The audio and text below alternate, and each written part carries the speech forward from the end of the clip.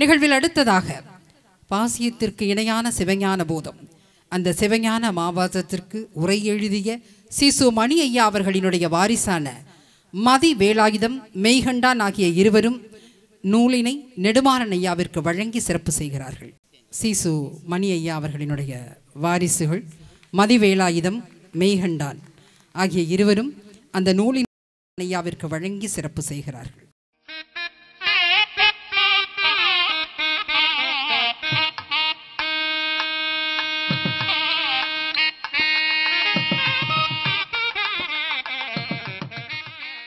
நிகழ்வில் அடுத்ததாக நற்றமிழ் நாவலர், செந்தமிழ் சொல்லெடுத்து தேன்மாறி பொழிபவர், யாழ்ப்பாணத்தினுடைய கம்பன் கழக ஸ்தாபகர், தருமபுர ஆதீனம் நமக்களித்த சைவ சித்தாந்த கலாநிதி, தமிழ் இலக்கியங்களை சுவைத்து சுவைபட வரிவாரும் ஆன்மீக சிந்தனாவாதி, மானுடம் விளிம்பிய சிந்தனைகளை மாற்றான் தேசத்திலும் மணக்க செய்பவர், உலகமே இவரின் நடைகண்டு வியக்க இவரின் தமிழ் நடை கண்டு வியந்து பாராட்டிய சூப்பர் ஸ்டாரின் மனம் கவர்ந்தவர், தமிழர்களினுடைய பாரம்பரிய வழிபாட்டு முறையினை ஐஸ்வர்யலட்சுமி ஆலயம் மூலமாக நடைமுறைப்படுத்தி வரும் நற்றமிழர், நாவன்மையால் பெற்ற பட்டங்கள் பல, தமிழால் மகுடம் சூட்டினாலும் கூட ஒன்றும் அறியேன் என்பதாக உள்ள குழந்தையாக வளம் வரக்கூடியவர். இவர் தம் கன்னி தமிழ் பேச்சை உள்ளம் கேட்காமல் தவித்த பொழுது உலகலாம் என்று சேக்கிழார் தம் தமிழ் அமுதத்தை சென்ற ஆண்டிலே தந்து பொருளை மக்களினுடைய உள்ளத்தினை பூக்க செய்தவர். பக்தி சுவை நனி சொட்ட சொட்ட பாட வந்த கவிவளவ, கண் தூணை பூட்டி ஓர் கடலில் பாய்ச்சினும் நத்துணையாவது நமச்சிவாயமே என்று நாவுக்கரசரை நமக்கு உணர்த்தி நற்றமிழால் சைவ நெறியினை செழிக்க செய்ய வந்திருக்கும் தமிழ் செம்மலே கம்பவாரதியே, காலையிலே கனன்ற சூரியனின் நிலை கண்டு மாலை நேரத்தில் மழை பொழியுமோ, மனம் மாறுமோ, இவரின் கொஞ்சம் தமிழ் கேட்க முடியாமல் போகுமோ, உலவார பணி மேற்கொண்ட உத்தமர்தம் நெஞ்சம் பதறுமோ, ஒன்றும் அறியேன் என்னவாயினும் சரி எண்ணத்தில் அவனை வைத்து வெள்ளம் வரினும் இவர்தம் தமிழ் கேட்டு தொண்டர்தம் வழி பிறக்கும் உள்ளத்தில் உன் தமிழே அதை காக்கும் என்று வந்துள்ளோம். உரையுங்கள், ஒன்றும் அறியேனாய் இருப்பவருக்கு உணரவையுங்கள், உள்ளமகில உரைதர உவகையோடு அழைக்கிறோம் கம்பவாரதி ஐயா அவர்களை. எல்லாம் வல்ல இறைவனுடைய திருவடிகளை என்னுடைய மனமொழிமைகளால் போற்றி பணிகின்றேன். பாளையங்கோட்டை சைவ மகா சபையினுடைய தலைவர், செயலாளர், பொருளாளர் உள்ளிட்ட அத்தனை பெருமக்களுக்கும் என்னுடைய பணிவுசார் வணக்கங்கள்.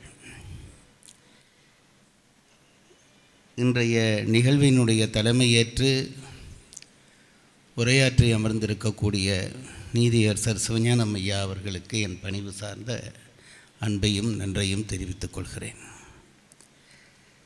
என்றும் என்மேல் அன்பை பொழிகின்ற நீதியரசர் சுவாமிநாதன் அவர்களுக்கும் தாயார் அவர்களுக்கும் என்னுடைய பணிவுசார் வணக்கங்கள் உரித்தாகட்டும். மிக ஆழமான ஆராய்ச்சிக்குரிய ஒரு நல்ல உரையை ஆற்றி அமர்ந்திருக்கக்கூடிய நெடுமாறன் ஐயா அவர்கள் திருவடிகளுக்கும் என் பணிவு சார்ந்த வணக்கங்கள். என்னை தங்களுடைய அழகு தமிழாலே அறிமுகப்படுத்திய அம்மையார் அவர்களுக்கும் நான் வணக்கம் சொல்ல கடமைப்பட்டிருக்கிறேன். வள்ளிநாயகம் ஐயா அவர்கள்தான் என்னை முதல் இந்த சபைக்கு அழைத்தவர். அவராலே தொடர்கிற இந்த தொடர்பு பற்றி மனமகிழ்ந்து அவருக்கும் என் நன்றியை தெரிவித்துக் கொள்கிறேன். மேடையிலே இருந்து சபையிலே சென்று அமர்ந்திருக்கக்கூடிய துறந்தார்த்தம் திருவடிகளுக்கு என் பணிவு சார்ந்த வணக்கங்கள். முன்னுக்கு பின் முரணாக வரிசை இல்லாமல் நான் வணக்கம் சொல்வதற்கு ஒரு காரணம் இருக்கிறது. ஐயாவினுடைய பேச்சிலே நான் அதிர்ந்து போய் இருக்கிறேன். அதனாலே எதை பேசுகிறேன், எங்கே பேசுகிறேன், என்ன பேசுகிறேன் என்று எனக்கு சரியான முறையிலே தெரியவில்லை. ஒரு பேச்சாளன் நல்லபடி பேச வேண்டுமானால் அதற்கு முக்கியமான ஒரு நிபந்தனை இருக்கிறது.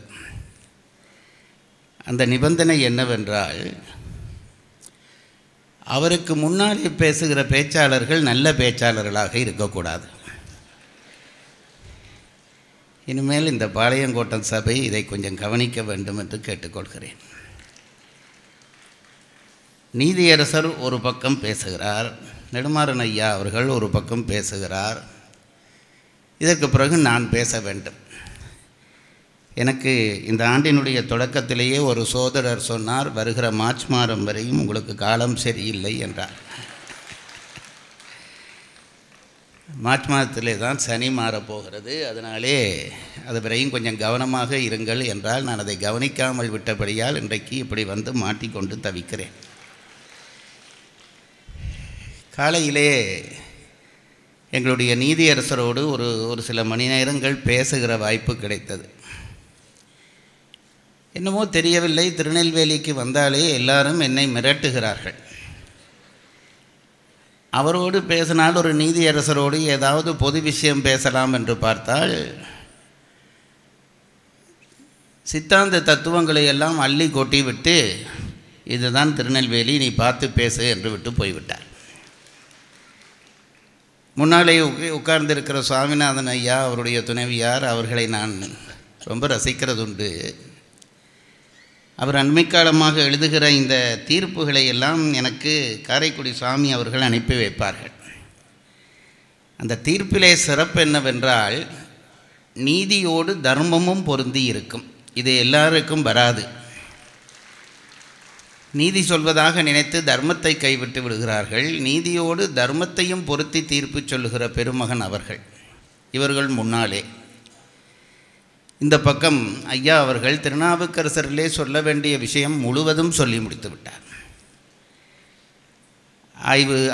ஆய்வாக சொன்னார், பாடலாக சொன்னார், இலக்கியமாக சொன்னார். என்னை பிரமிக்க வைத்து விட்டு போயிருக்கிறார். ஒரு அரசியல் தலைவர் வருகிறார், ஏதோ 4 வார்த்தை பேசிவிட்டு போவார். அதுக்கு பிறகு சபை என்னுடையதாக இருக்கும் என்று நினைத்தால் நான் தோற்று போய் நிற்கிறேன். ஆனாலும் இந்த சபையை பார்க்கிற பொழுது ஒரு சந்தோஷமாக இருக்கிறது. ஒரு காலத்திலே பெரிய புராணத்தை படிக்கிற பொழுது சில அடியார்கள் கதையை படித்தால் எனக்கே இப்படியெல்லாம் வாழ்ந்திருப்பார்களா என்று சந்தேகம் வரும். இளையான்குடி மாறன் நாயனார், ஏற்பகை நாயனார் இவர்களை எல்லாம் பார்த்தால் ஏதோ சைவத்தை பெருமைப்படுத்த இந்த கதைகளை எழுதியிருக்கிறார்கள் என்று தான் நான் நினைத்து படித்திருக்கிறேன். திருநெல்வேலிக்கு வந்து இந்த மக்களை சந்தித்த பிறகுதான் இப்படியும் அடியார்கள் இருந்திருக்க வாய்ப்புண்டு என்று நான் உணர்ந்து கொண்டேன். சைவத்தின் மேலே நீங்கள் எல்லோரும் வைத்திருக்கிற பற்றை நினைந்து என் நெஞ்சம் நெகிழ்கிறது. இந்த நேரத்திலே இவ்வளவு பேர் உட்கார்ந்திருக்கிறீர்களே, இது என்ன ஆச்சரியம் என்று நினைக்கிறேன். யாராவது சில வேளை நடிகர் விஜய் அரசியல் 2வது கூட்டத்தை இங்கே நடத்துகிறதாக சொல்லிவிட்டாரோ என்று கூட நான் நினைத்து ஆச்சரியப்பட்டேன். உங்களை பார்க்கிற பொழுது சைவமும் தமிழும் வாழும் என்கின்ற நம்பிக்கை மட்டும் வருகிறது. அதற்காக உங்களுக்கு நன்றிகள். ஐயா அவர்கள் நாவுக்கரசர் பற்றி மிக நுட்பமான விடயங்களை எல்லாம் சொல்லி முடித்து விட்டார். அவருடைய வாழ்க்கை வரலாறு, அவருடைய போராட்டம், அவருடைய கவிதை திண்மை. இனி என்னை பேச சொல்லி இருக்கிறார்கள். உண்மையிலே எனக்கு இனி பேசக்கூடியதென்றால் நன்றி வணக்கம் என்று விட்டு போகிறது தான் பொருத்தமாக இருக்கும் என்று தெரிகிறது. எங்கள் ஐயா சொல்வார், என்னுடைய குருநாதர் சொல்வார், ஒரு சொற்பொழிவுக்கு ஒருவர் போனாராம். அந்த சொற்பொழிவுக்கு தலைமை தாங்குவதற்கு ஒரு பேராசிரியரை அனுப்பியிருந்தார்கள். அந்த பேராசிரியர் இந்த சொற்பொழிவு தலைப்பை பார்த்துவிட்டு அது பற்றி உள்ள விஷயமெல்லாம், முன்னே சொன்ன விஷயம், பின்னே சொன்ன விஷயம், அதில் இருக்கிற விஷயம், இல்லாத விஷயம் எல்லாம் தயார் பண்ணி கொண்டு வந்து ஒரு மணி நேரம் பேசி முடித்துவிட்டு இனி இந்த பேச்சாளர் தன் விலாசத்தை வெளிப்படுத்துவார் என்று விட்டு உட்கார்ந்து விட்டார். பேராசிரியர் பாடு சங்கடமாக அவர் என்ன சொல்ல நினைத்தாரோ அதெல்லாம் இவர் சொல்லி முடித்து விட்டார். இனி இவர் பேச்சாளர் தன் விலாசத்தை வெளிப்படுத்துவார் என்ற உடனே அந்த பேச்சாளர் எழும்பி, என்னுடைய விலாசம் இலக்கம் 12 ராமகிருஷ்ண தோட்டம் கொழும்பு 6 என்று விட்டு உட்கார்ந்து விட்டாராம். கிட்டத்தட்ட இன்றைய என் நிலையும் அதுதான். ஆனால் ஒரே ஒரு மன நிம்மதி. நீங்கள் கேட்பீர்கள் என்ற நம்பிக்கையோடு என் மனதிலே இருக்கிற சில செய்திகளை சொல்லப் போகிறேன். எனக்கு நீங்கள் செய்ய வேண்டிய உதவி ஒன்றே ஒன்றுதான். கேட்கிறோம், நாங்கள் இதை ரசிக்கிறோம், கேட்கிறோம் என்பதை ஏதாவது வகையிலே எனக்கு தெரியப்படுத்தினால் உற்சாகம் வரும். இது அதைவிட கொடுமை. கேட்டு கைதட்டு வாங்குவது என்பது அதைவிட கொடுமை. ஏனென்றால் ஊரிலே சொல்வார்கள் பால் தொட்டு பால் கறப்பது என்று ஒரு பழமொழி இருக்கிறது. பசுமாட்டிலே பால் கறக்கிற பொழுது அந்த பாலை தொட்டு தொட்டு தான் கறப்பார்கள். சபையினுடைய பிரதிபலிப்பு தான் பேச்சாளனை ஊக்கப்படுத்துகிற விஷயம். அது இந்த சபை தரும் என்ற நம்பிக்கையிலே தான் என்னுடைய பேச்சை நான் இப்பொழுது தொடங்குகிறேன். ஐயா அவர்கள் அறிவுபூர்வமாக நாவுக்கரசரை பார்த்தார். நான் உணர்வு பூர்வமாக பார்க்க போகிறேன். அதுதான் வித்தியாசம். எப்பொழுதும் கடவுள் வழிபாட்டிலே இந்த 2 முறையும் உண்டு.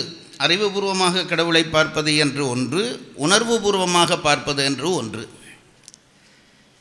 இதற்கு 2 வகையாக உவமை சொல்வார்கள். ஒன்று பூனை பக்தி என்றும் ஒன்று குரங்கு பக்தி என்றும் சொல்வார்கள்.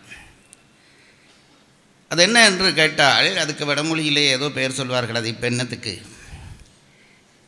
அவர்கள் அந்த மர்க்கட சம்பந்தம் ஏதோ 2 சொற்கள், எனக்கு வடமொழி தெரியாது. அதில் விஷயம் மட்டும் சொல்லுகிறேன். மொழி என்ன விஷயம், பொருள் தானே விஷயம்.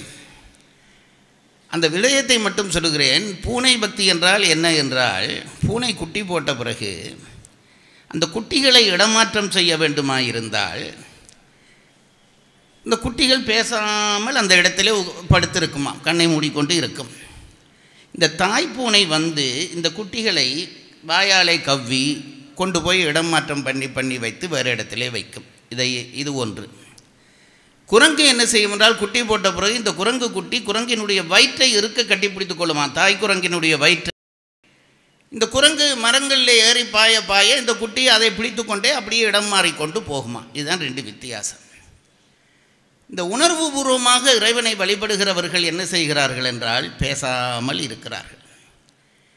இறைவன் தேவையான நேரத்திலே இவனுக்கு என்ன செய்ய வேண்டும் என்று நினைந்து அவனை எங்கெங்கு மாற்ற வேண்டுமோ மாற்றிக்கொண்டு அப்படியே அழைத்து கொண்டு போகிறான். அறிவுபூர்வமாக கடவுளை தொழுகிறவர்கள் என்ன செய்கிறார்கள் என்றால், இந்த குரங்கு குட்டியைப் போல ஆண்டவனை தாங்கள் பற்றி கொள்கிறார்கள்.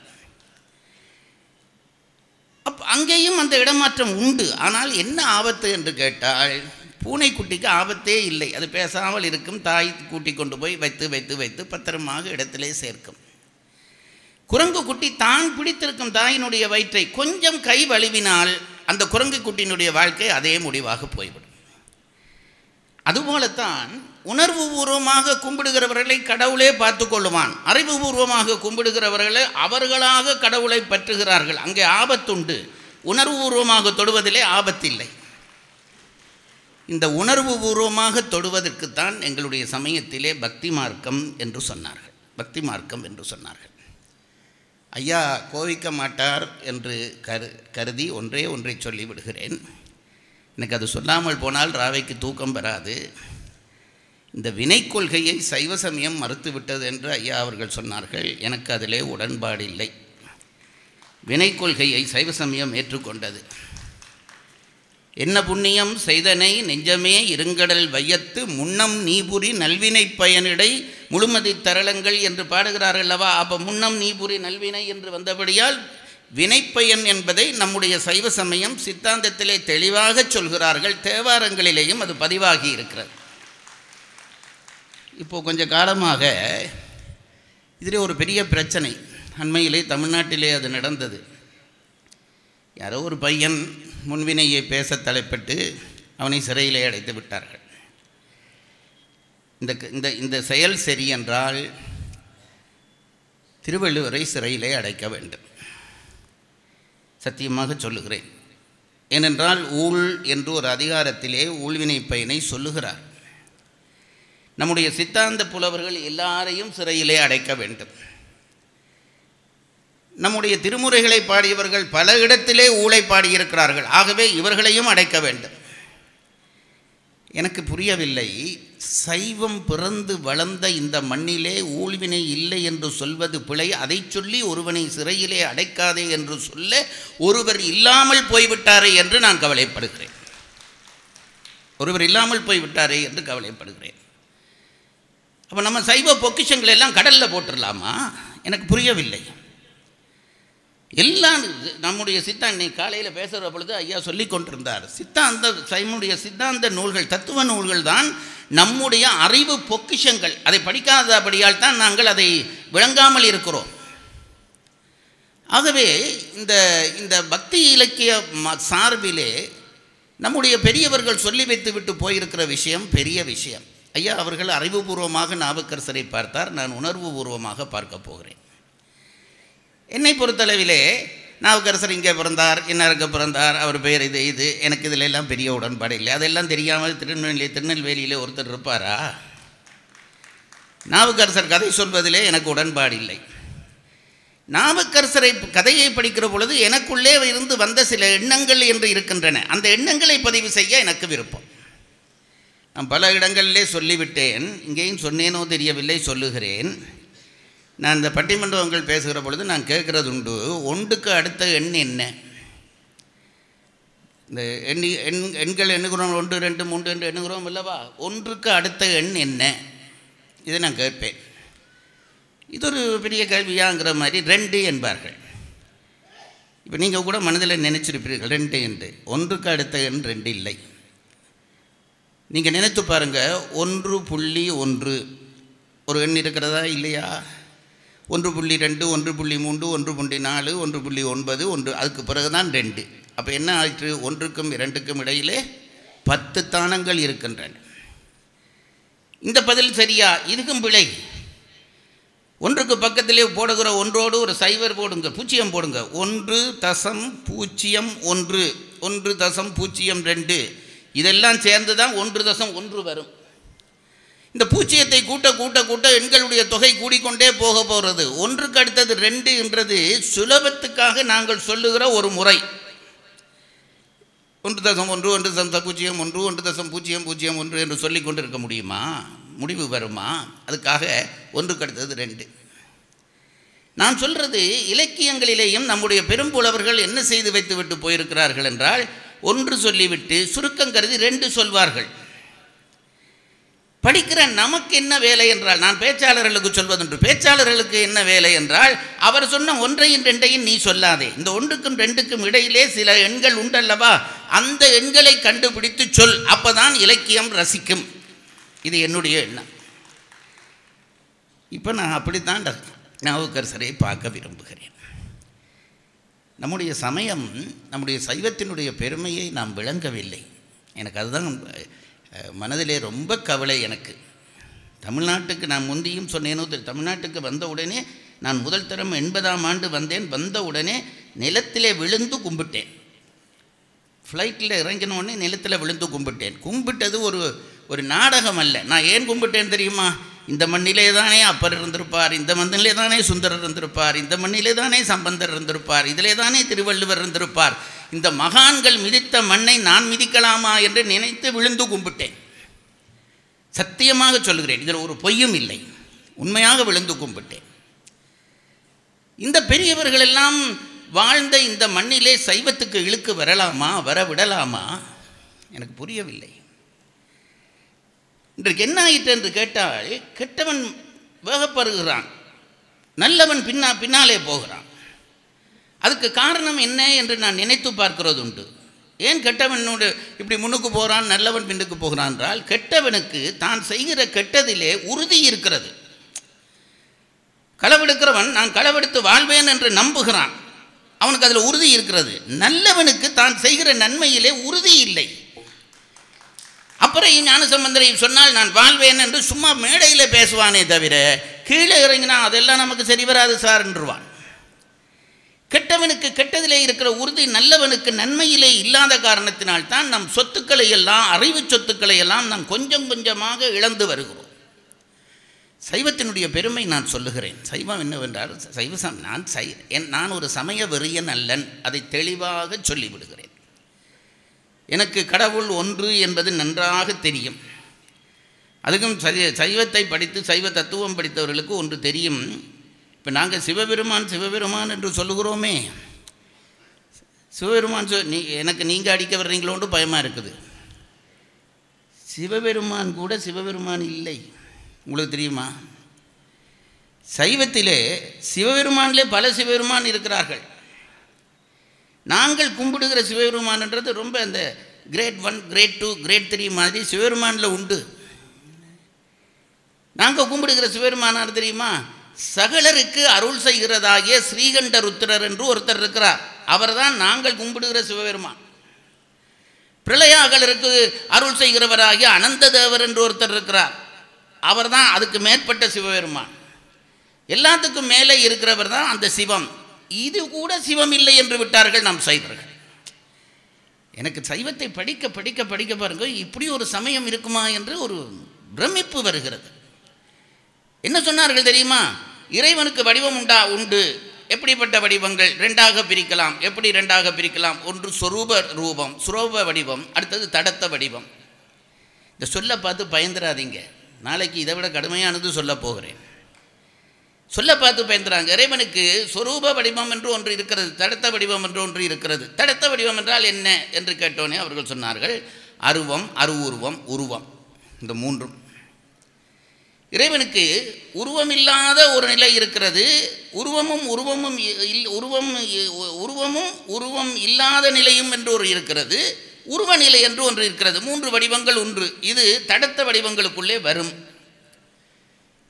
அப்போது சொரூபம் என்றால் என்ன? இந்த சொரூபம் என்ற சொல் எங்களுக்கு வடிவம் என்ற வார்த்தையிலேயே நாங்கள் பயின்று வந்து விட்டபடியால் அதுதான் வடிவமோ என்று நினைப்போம். அவர்கள் சொன்னார்கள், சொரூபம் என்பது உன் புத்திக்கு அகப்படாத ஒரு நிலை, அதை புரிந்து கொள் என்றார்கள். நீ சிந்திக்கவே முடியாது. மணிவாசகர் சொன்னாரே, சித்தமும் செல்லா சேட்சியன் காண்க.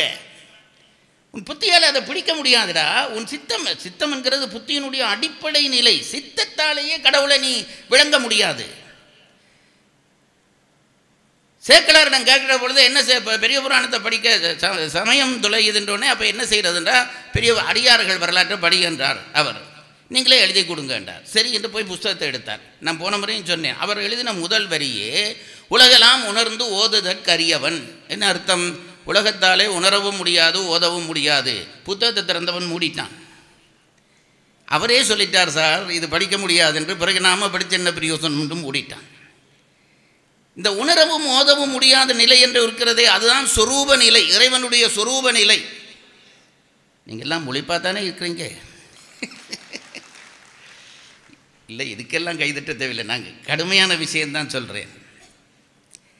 இந்த சொரூப நிலையிலே இருக்கிற இறைவனை நம் சிந்தையாலே பற்றவும் முடியாது. பல பேர் என்ன நினைக்கிறார்கள்? சொரூபம் என்றால் அருவம் என்று நினைக்கிறார்கள். உருவமற்ற வடிவத்தை தான் சொரூபம் என்று. இல்லை, உருவமற்ற வடிவை நாங்கள் புத்தியாலே பிடிக்க முடியும். இங்கே பாருங்கள், இப்போ நான் சொல்கிறேன், எனக்கு ஏதோ ஒரு பொருளை சொல்லி இதுக்கு வடிவம் இல்லை என்று சொல்லுகிறேன். வடிவம் இல்லை என்று சொல்லுகிறேன்.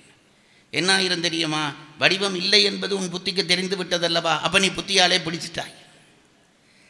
வடிவம் இல்லை என்று சொன்னதை உன் புத்தி பற்றுகிறதல்லவா?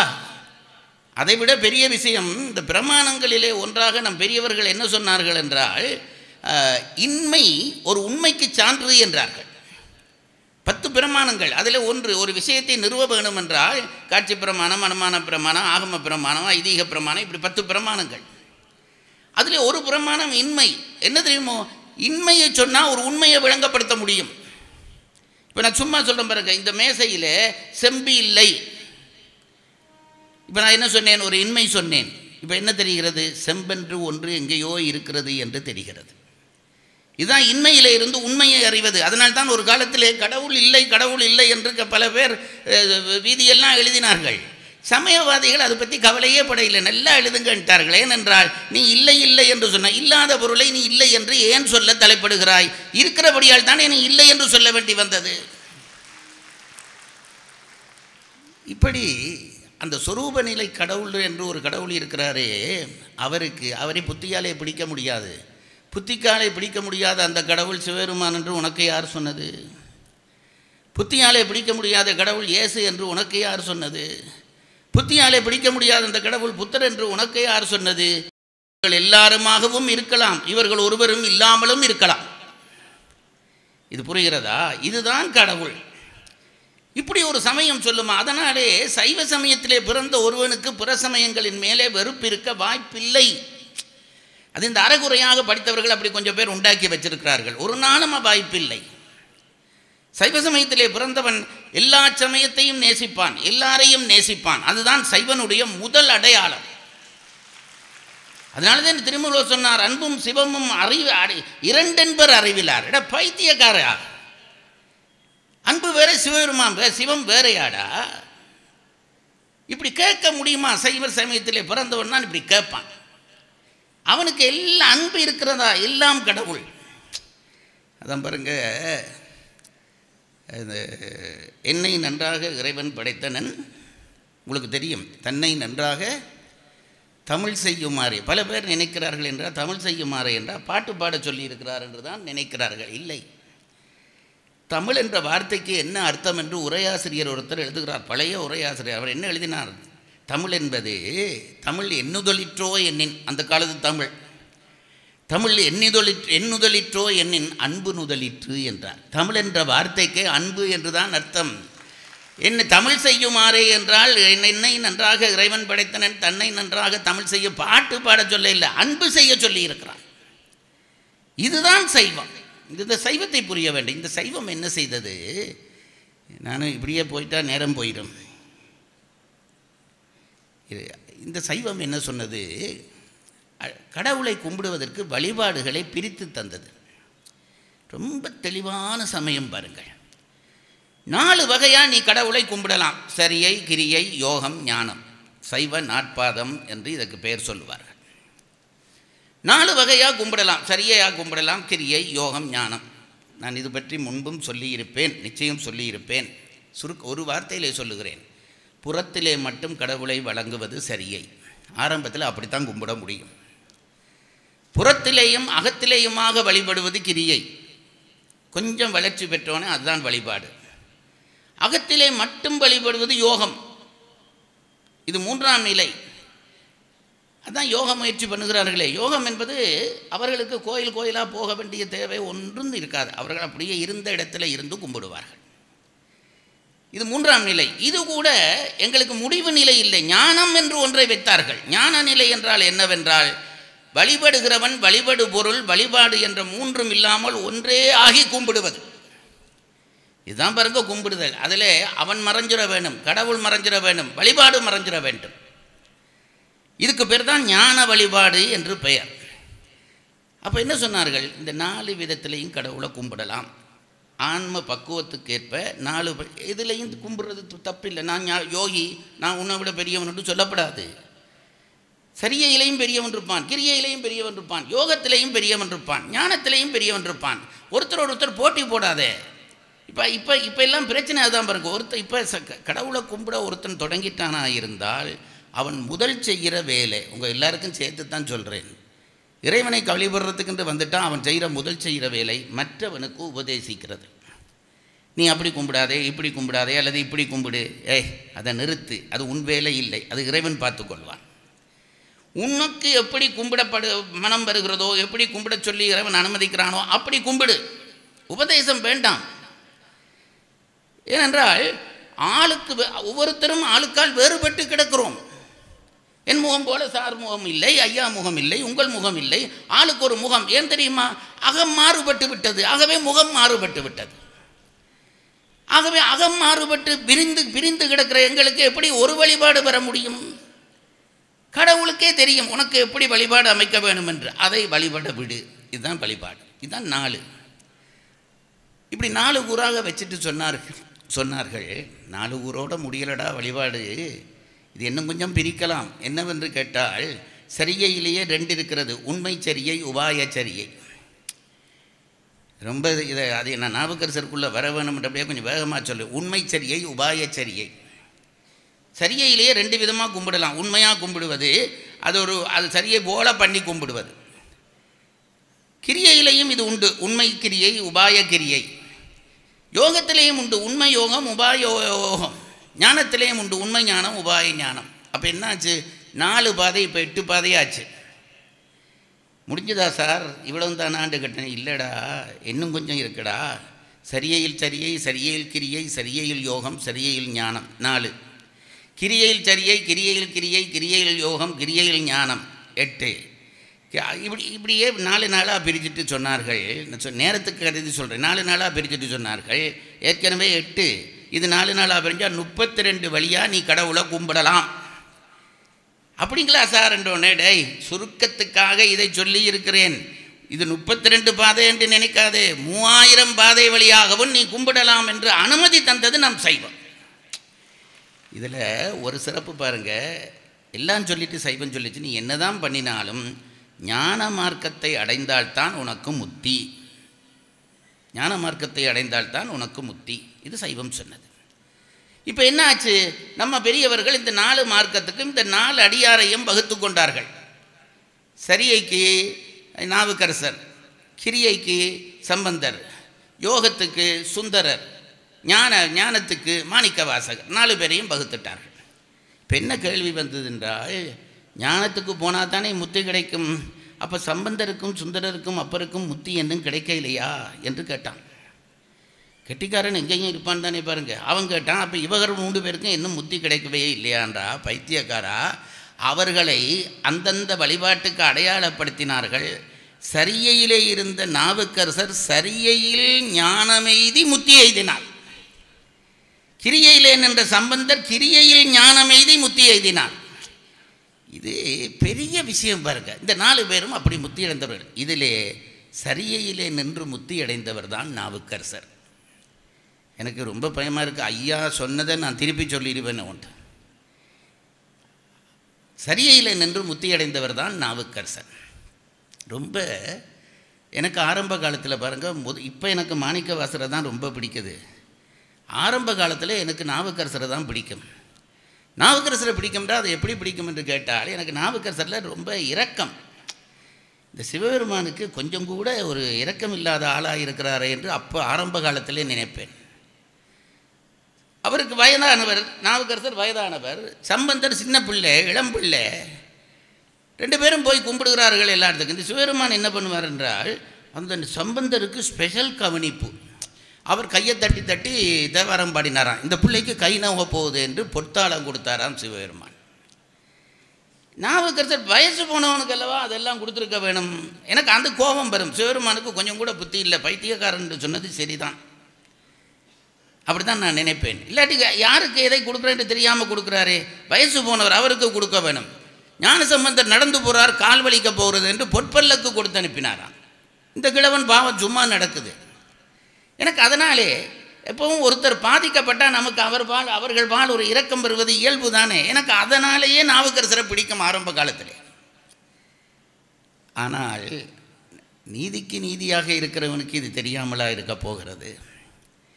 அவரவர் வாழ்க்கையை படிக்கிற பொழுதுதான் வியப்பு ஏற்படுகிறது. அதாவது பிறவி பயன் என்ற ஒன்று உண்டு. நான் அதைத்தான் ஆரம்பத்திலேயே சொன்னேன். நான் இப்போது எனக்கு என்னுடைய உடம்பு இப்படி இருக்கிறது. இப்படி இருக்கிறது என்றால் ஒரு பூசணிக்காய் மாதிரி இருக்கிறது. எனக்கும் ரொம்ப ஒரு ஒல்லியாக ஒரு கதாநாயகன் போல இருக்க வேண்டும் என்ற ஆசை இருக்காதா? சில பேர் நையாண்டியாக கைதட்டுகிறார்கள். எனக்கு அப்படி ஒரு ஆசை இருக்காதா? எனக்கு அப்படி இல்லை. கண்ணாடியை பார்க்குற பொழுதெல்லாம் நான் ஏன் விஜய் மாதிரி இல்லை, அஜித் மாதிரி இல்லை என்று நான் நினைக்கிறேன். நான் சும்மா ஒரு உதாரணத்துக்கு சொல்கிறேன். அப்படியெல்லாம் ஆசை எனக்கு கிடையவே கிடையாது. உதாரணத்துக்கு சொல்கிறேன். இப்போ நான் கேட்குறேன், ஏன் நான் அப்படி இல்லை? என்னை மாதிரி என்னை படைச்சுட்டு அப்படியும் ஒருத்தனை படைக்கிறாரே. கடவுள் எல்லாரையும் சமமாக படைக்க வேண்டியது தானே, அதையும் அப்படி படைக்கிறார் என்றால் இறைவனுக்கு பாகுபாடு இல்லை. நாம் செய்த வினைகள் நம்மை வந்து தாக்குகின்றன. இந்த உண்மையை சொல்லக்கூடாது என்று சொல்லலாமா? நான் உங்களை கேட்கிறேன். முற்பிறவி என்றால் இதுக்கு முதல் பிறவி என்று நினைக்காதீர்கள். அதற்கு முந்தின எத்தனை பிறவி கடந்து வந்து விட்டோம். அருணகிரிநாதர் தான் சொல்லுகிறார், 7 கடல் மணலை அளவிடின் அதிகம் எனது இடர் பிறவி அவதாரம் என்றார்.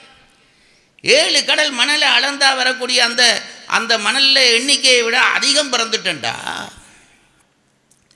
அப்படி பிறவியாக பிறந்து பிறந்து பிறந்து வந்திருக்கக்கூடிய நான் எத்தனை பிறவியிலே செய்த வினையையும் அப்பப்போ அனுபவிக்கிறேன்னா, அப்படி ஒரு சிஸ்டம் இருந்திருந்தால் நல்லா தான் இருந்திருக்கும். அடி விழுந்தோன்னே அடி விழுந்துடும். ஆனால் அப்படி இல்லை. நாம் செய்கிற வினைகள் அதுக்கு அது போனால் பழையபடி தத்துவத்துக்குள்ளே போயிட வேண்டும். அவங்க என்ன சொல்கிறார்கள் என்றால், வினைக்கும் பக்குவம் உண்டு. நாம் செய்த வினை பக்குவப்படுகிற பொழுதுதான் நம்மிடம் வந்து சேரும்.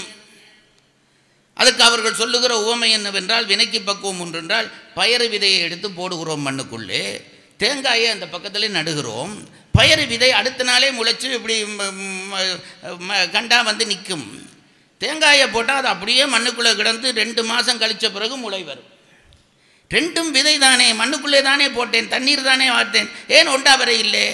இதுக்கு அந்த விதை முளைக்கிற பக்குவம் இருந்தபடியால் உடனே முளைச்சு விட்டது. அதுக்கு அந்த பக்குவம் இல்லாதபடியால் பக்குவம் வரை இருந்து முளைச்சது. அப்படித்தான் நாங்கள் செய்த நன்மை தீமைகளும் சில அந்தந்த பிறவியிலே வந்து அடிச்சிடும், சில அடுத்த பிறவியிலே வந்து அடிச்சிடும், சிலது பல பிறவிகள் கடந்து வந்து அடிக்கும். இது ஏன் தெரிய வேண்டும்? இது சொன்னால் அப்போ மற்றவர்களை நாங்கள் இழிவுபடுத்துகிறோமா? இப்படி சொல்லி இழிவுபடுத்துகிறோமா? இல்லை சார், இங்கே பாருங்கள், விதிவிலக்கா பிறந்து பாருங்கள், அதனுடைய துன்பம் தெரியும். இப்போ உங்கள் எல்லாருக்கும் கண் தெரிகிறது, உங்கள் எல்லாருக்கும் கண் தெரிகிறது. இப்போ எனக்கு கண் தெரியலேன்னு வையுங்க, எவ்வளவு கவலையாக இருக்கும். ஏன் என்னை மட்டும் கடவுள் கண் தெரியாத ஒருவனாக படைத்தான்? இல்லை, இவ்வளவு பேருக்குமே கண் தெரியலைன்றா நிம்மதி. ஒருத்தருக்கும் தெரியலை, எனக்கும் தெரியலை, நிம்மதியாக இருந்துடலாம். எல்லாருக்கும் தெரிகிற பொழுது எனக்கு மட்டும் தெரியாமல் இருந்தால் ஏன் இப்படி தெரியாமல் இருக்கிறது என்று கேட்டவுடனே அது மனதை போட்டு துன்பம் வருத்தாதா? ஏன் இப்படி பிறந்தேன், ஏன் இப்படி பிறந்தேன்? அப்போ அவனுக்கு யார் ஆறுதல் சொல்கிறது? ஏய், நீ ஒன்றும் இல்லையா, ஏதோ ஒரு பிறவியில் ஒருத்தன் கண்ணை கெடுத்துட்டே, இந்த பிறவியில் உன் கண் கெட்டிருக்கிறது. இதை சொல்வது என்பது ஆறுதல் படுத்துவதா இழிவுபடுத்துவதா? நான் உங்களை கேட்குறேன். எனக்கு புரியலை சார். நான் சித்தாந்தத்தை தான், தத்துவத்தை தான் சொல்லுகிறேன். அப்போ இந்த வினை பயனாலே ஒவ்வொருத்தருக்கும் ஒவ்வொரு விதமான வழிபாடு அமையும். இப்போ நாவுக்கரசர் இருக்கிறாரே, அவருக்கு அவருடைய வினை பயன் என்ன செய்தது என்றால், நல்ல சைவ வேளாளர் குடும்பத்தில் பிறந்தார். தென்முனைப்பாடி நாடு. எனக்கு இதெல்லாம் நான் பிள்ளையாக கூட சினத்திலே சொல்லுவேன். அப்பா அம்மா, அம்மாவுக்கு பேர் மாதினியார், சரி, அப்பாவுக்கு பேர் புகழனார். புகழனார் மாதினியார், அப்பாவுக்கும் அம்மாவுக்கும் பெயர். ஒரு பெண் பிள்ளை முதல்ல பிறக்கிறது, திலகவதியார். 2வது பிள்ளை நாவுக்கரசர் பிறக்கிறார். பிறக்கிற பொழுது அவருக்கு மருள் நீக்கியார் என்று பெயர் வைக்கிறார்கள். இது எல்லாம் சும்மா குடும்ப கதை, சாதாரண கதை. இது 1, அடுத்தது 2. இது நான் இப்போ இதுக்குள்ளே சொல்ல போகிறேன். நல்ல குடும்பம், வசதியாய் இருந்த குடும்பம். கல்யாணம் பேசுகிறார்கள். அந்த மூத்த பெண் பிள்ளைக்கு ஒரு அரசனிடம் படைத்தளபதியாக இருந்த மாப்பிள்ளை வந்து சிக்குகிறார். கலிப்பகையார் என்று பெயர். அப்போ அப்படி ஒரு மாப்பிள்ளை பேசுகிறது, அந்த குடும்பம் ஸ்டாண்டர்டான குடும்பமாக தானே இருந்திருக்க வேண்டும். அந்த கல்யாணம் பேசுகிறார். கல்யாணம் பேசி நிச்சயப்படுத்துகிறார்கள். இந்த பெண்ணுக்கு 12 வயது. அதெல்லாம் இப்போ சொல்லப்படாது, என்னை இன்றைக்குள்ளே வச்சுருவார்கள். அப்போது இவர் நான் புராண கதை சொல்கிறேன் சார். 12 வயசு திருமணம் நிச்சயம் பண்ணுறார்கள். அது நிச்சயம் பண்ணி கொஞ்ச நாள்லே இந்த கணவர் படையெடுத்து வடநாட்டுக்கு போய்விடுகிறார். வடநாட்டுக்கு போய்விட்டால் அந்த நாட்களிலே இவர்களுடைய தந்தை நோய்வாய்ப்பட்டு இறந்து விடுகிறார், புகழனார். அவர் இறந்தது கேள்விப்பட்டு அவர் மனைவியும் அவரோடு சேர்ந்து இறந்து விடுகிறார். இப்போ இந்த பிள்ளைகள் 2 பேரும் அனாதைகளாக நிற்கிறார்கள், அக்கா தம்பி. இப்போ அக்காவுக்கு என்ன துணிவு? கணவர் இருக்கிறார், போருக்கு போயிருக்கிறார், வருவார், தன்னை பாதுகாப்பார் என்ற நம்பிக்கையோடு அந்த அக்கா இருந்தாள், தம்பியை பாதுகாத்து கொண்டு இருந்தாள். என்ன ஆயிற்று? அவச்செய்தி வருகிறது. என்ன? போர்க்களத்திலே உங்கள் கணவர் கலிப்பகையார் இறந்து போனார். சில நேரத்திலே துன்பம் மாறி மாறி அடிக்கும் பாருங்க, துன்பம் மாறி மாறி அடிக்கும். அதான் கண்ணதாசன் சொல்லுவார் அந்த ஒரு பாடலை, ஆவீன மலைபொழிய இல்லம்பீழ அகத்தடியால் மெய்நோக அடிமைசாக மாவீரம் போகுதென்று விதை கொண்டோட வழியிலே கடன்காரன் பறித்து கொள்ள சாவோலை கொண்டொருவனை எதிரே தோன்ற தள்ளவனா விருந்து வர சர்ப்பம் தின்ற குருக்கள் வந்து தட்சணைகள் கொடு என்றாரே, கடைசியில் கொண்டு வந்து முடிப்பார். இவ்வளவு கஷ்டம் முடிஞ்ச ஒருத்தன் அளமந்து போய் நிற்கிறான். அந்த நேரம் பார்த்து குருக்கள் இந்த மாதம் தட்சணை கொடுக்கலப்பா கொடுகின்றாராம். சில நேரத்தில் இன்பமும் மாறி மாறி வரும், துன்பமும் மாறி மாறி வரும். நாவுக்கரசர் குடும்பத்தில் அது நடந்தது. அடி அடி அடி அடித்து அப்பா செத்தார், அம்மா செத்தார், அத்தான் செத்தார். இப்போ தமக்க பார்த்தாள், அவர் இருந்தால் நான் உயிரோடு இருக்கப்படாது. இது அந்த காலம், நீங்கள் தப்பாக நினைக்காதீங்க. அந்த கால பெண்கள் அப்படித்தான் வாழ்ந்தார்களாம். கணவன் இறந்து விட்ட கணவனா அவள் வாழக்கூட இல்லை, தாலி கட்டக்கூட இல்லை. எப்போ கணவன் என்று சொன்னார்களோ அவன் தான் எனக்கு கணவன் என்று மனதிலே வரித்து விட்டேன், அவன் இல்லாமல் நான் வாழ்வது முறையல்ல என்று அந்த அம்மா தீக்குளிக்க போனார். இந்த தம்பி ஓடி வந்து காலில் விழுந்து கட்டி பிடிச்சு கதறினான். அக்கா, நீயும் இல்லாவிட்டால் என்னை யார் பார்ப்பார்கள்? யார்? மருணிக்கியார். யார்? நம்ம நாவுக்கரசர். அக்கா, நீ இல்லாவிட்டால் என்னை யார் பார்ப்பார்கள் என்றோன்னு அந்த அக்கா முடிவு செய்தாள். சரி, தம்பிக்காக வாழ வேண்டியது தான் என்று முடிவு செய்து தம்பிக்காக வாழ்ந்தாள். இதுதான் அவருடைய ஆரம்ப வாழ்க்கை, நாவுக்கரசருடைய ஆரம்ப வாழ்க்கை. இப்போ இவர் அது பிறகு படிக்க படிச்சிருப்பார். இதெல்லாம் பெரிய புராணத்தில் தேடாதீங்க, நான் சொல்கிறேன். கெட்டிக்காரனாக இருந்திருக்கிறார், சின்ன வயசுலேயே படிச்சுட்டார். நல்லா இந்த தம்பி புத்தகம் எழுதிச்சு அந்த மாதிரி தான் படித்து நல்ல புகழ் பெற்றிருப்பார். புகழ் பெற்றால் அந்த காலத்திலே பல்லவ மன்னன் சமண சமயத்திலே இருந்தான். ஒரு அரசு எந்த கொள்கையை கடைபிடிக்கிறதோ அந்த கொள்கை உடையவர்களை தான் உயர்த்தி விடும், அது உங்களுக்கு தெரியும். மற்றவர்கள் எவ்வளவு ஆற்றலோடு இருந்தாலும் கீழே தாழ்த்தி விடுவார்கள். இப்போது நாவுக்கரசர் படிப்பாளி, சைவம் மேலே வர முடிய இல்லை. இதெல்லாம் எங்கே இருக்குன்ட்டு என்ன கேட்கப்படாது, திரும்ப திரும்ப சொல்கிறேன். இதெல்லாம் இந்த தசம் 1 தசம் 2 நான் சொல்லி கொண்டிருக்கிறேன்.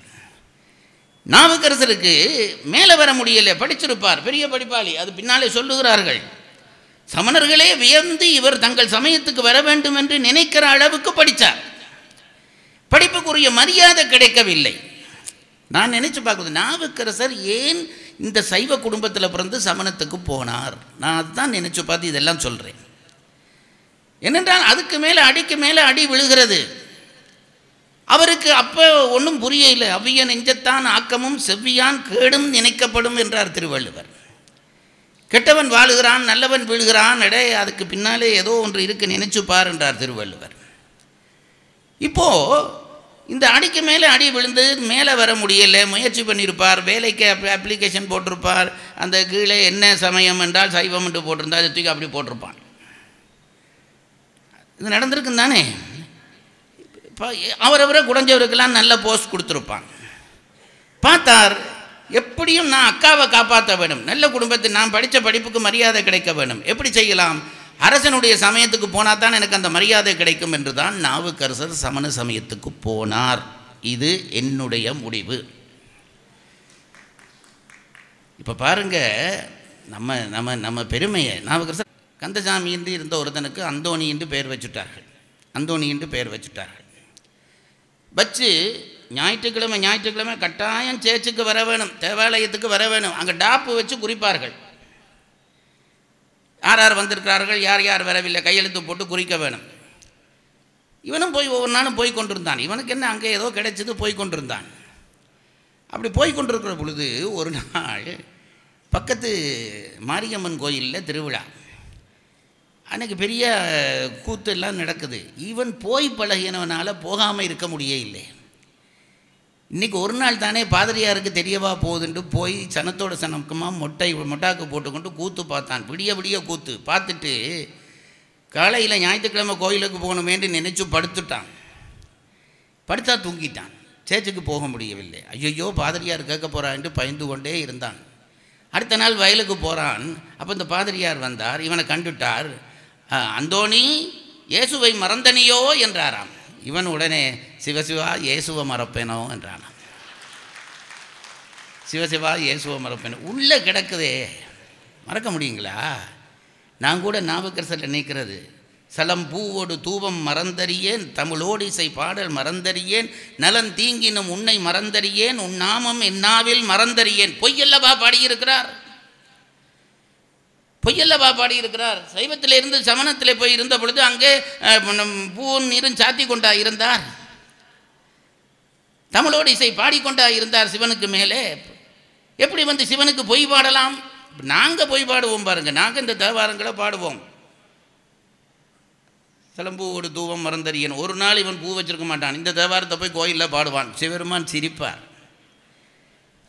நாவுக்கரசர் பொய் பாடலாமா? அப்படி பாடினாரா என்றால் நான் நினைக்கிறதுண்டு, நாவுக்கரசர் பொய் பாடியிருக்க வாய்ப்பில்லை.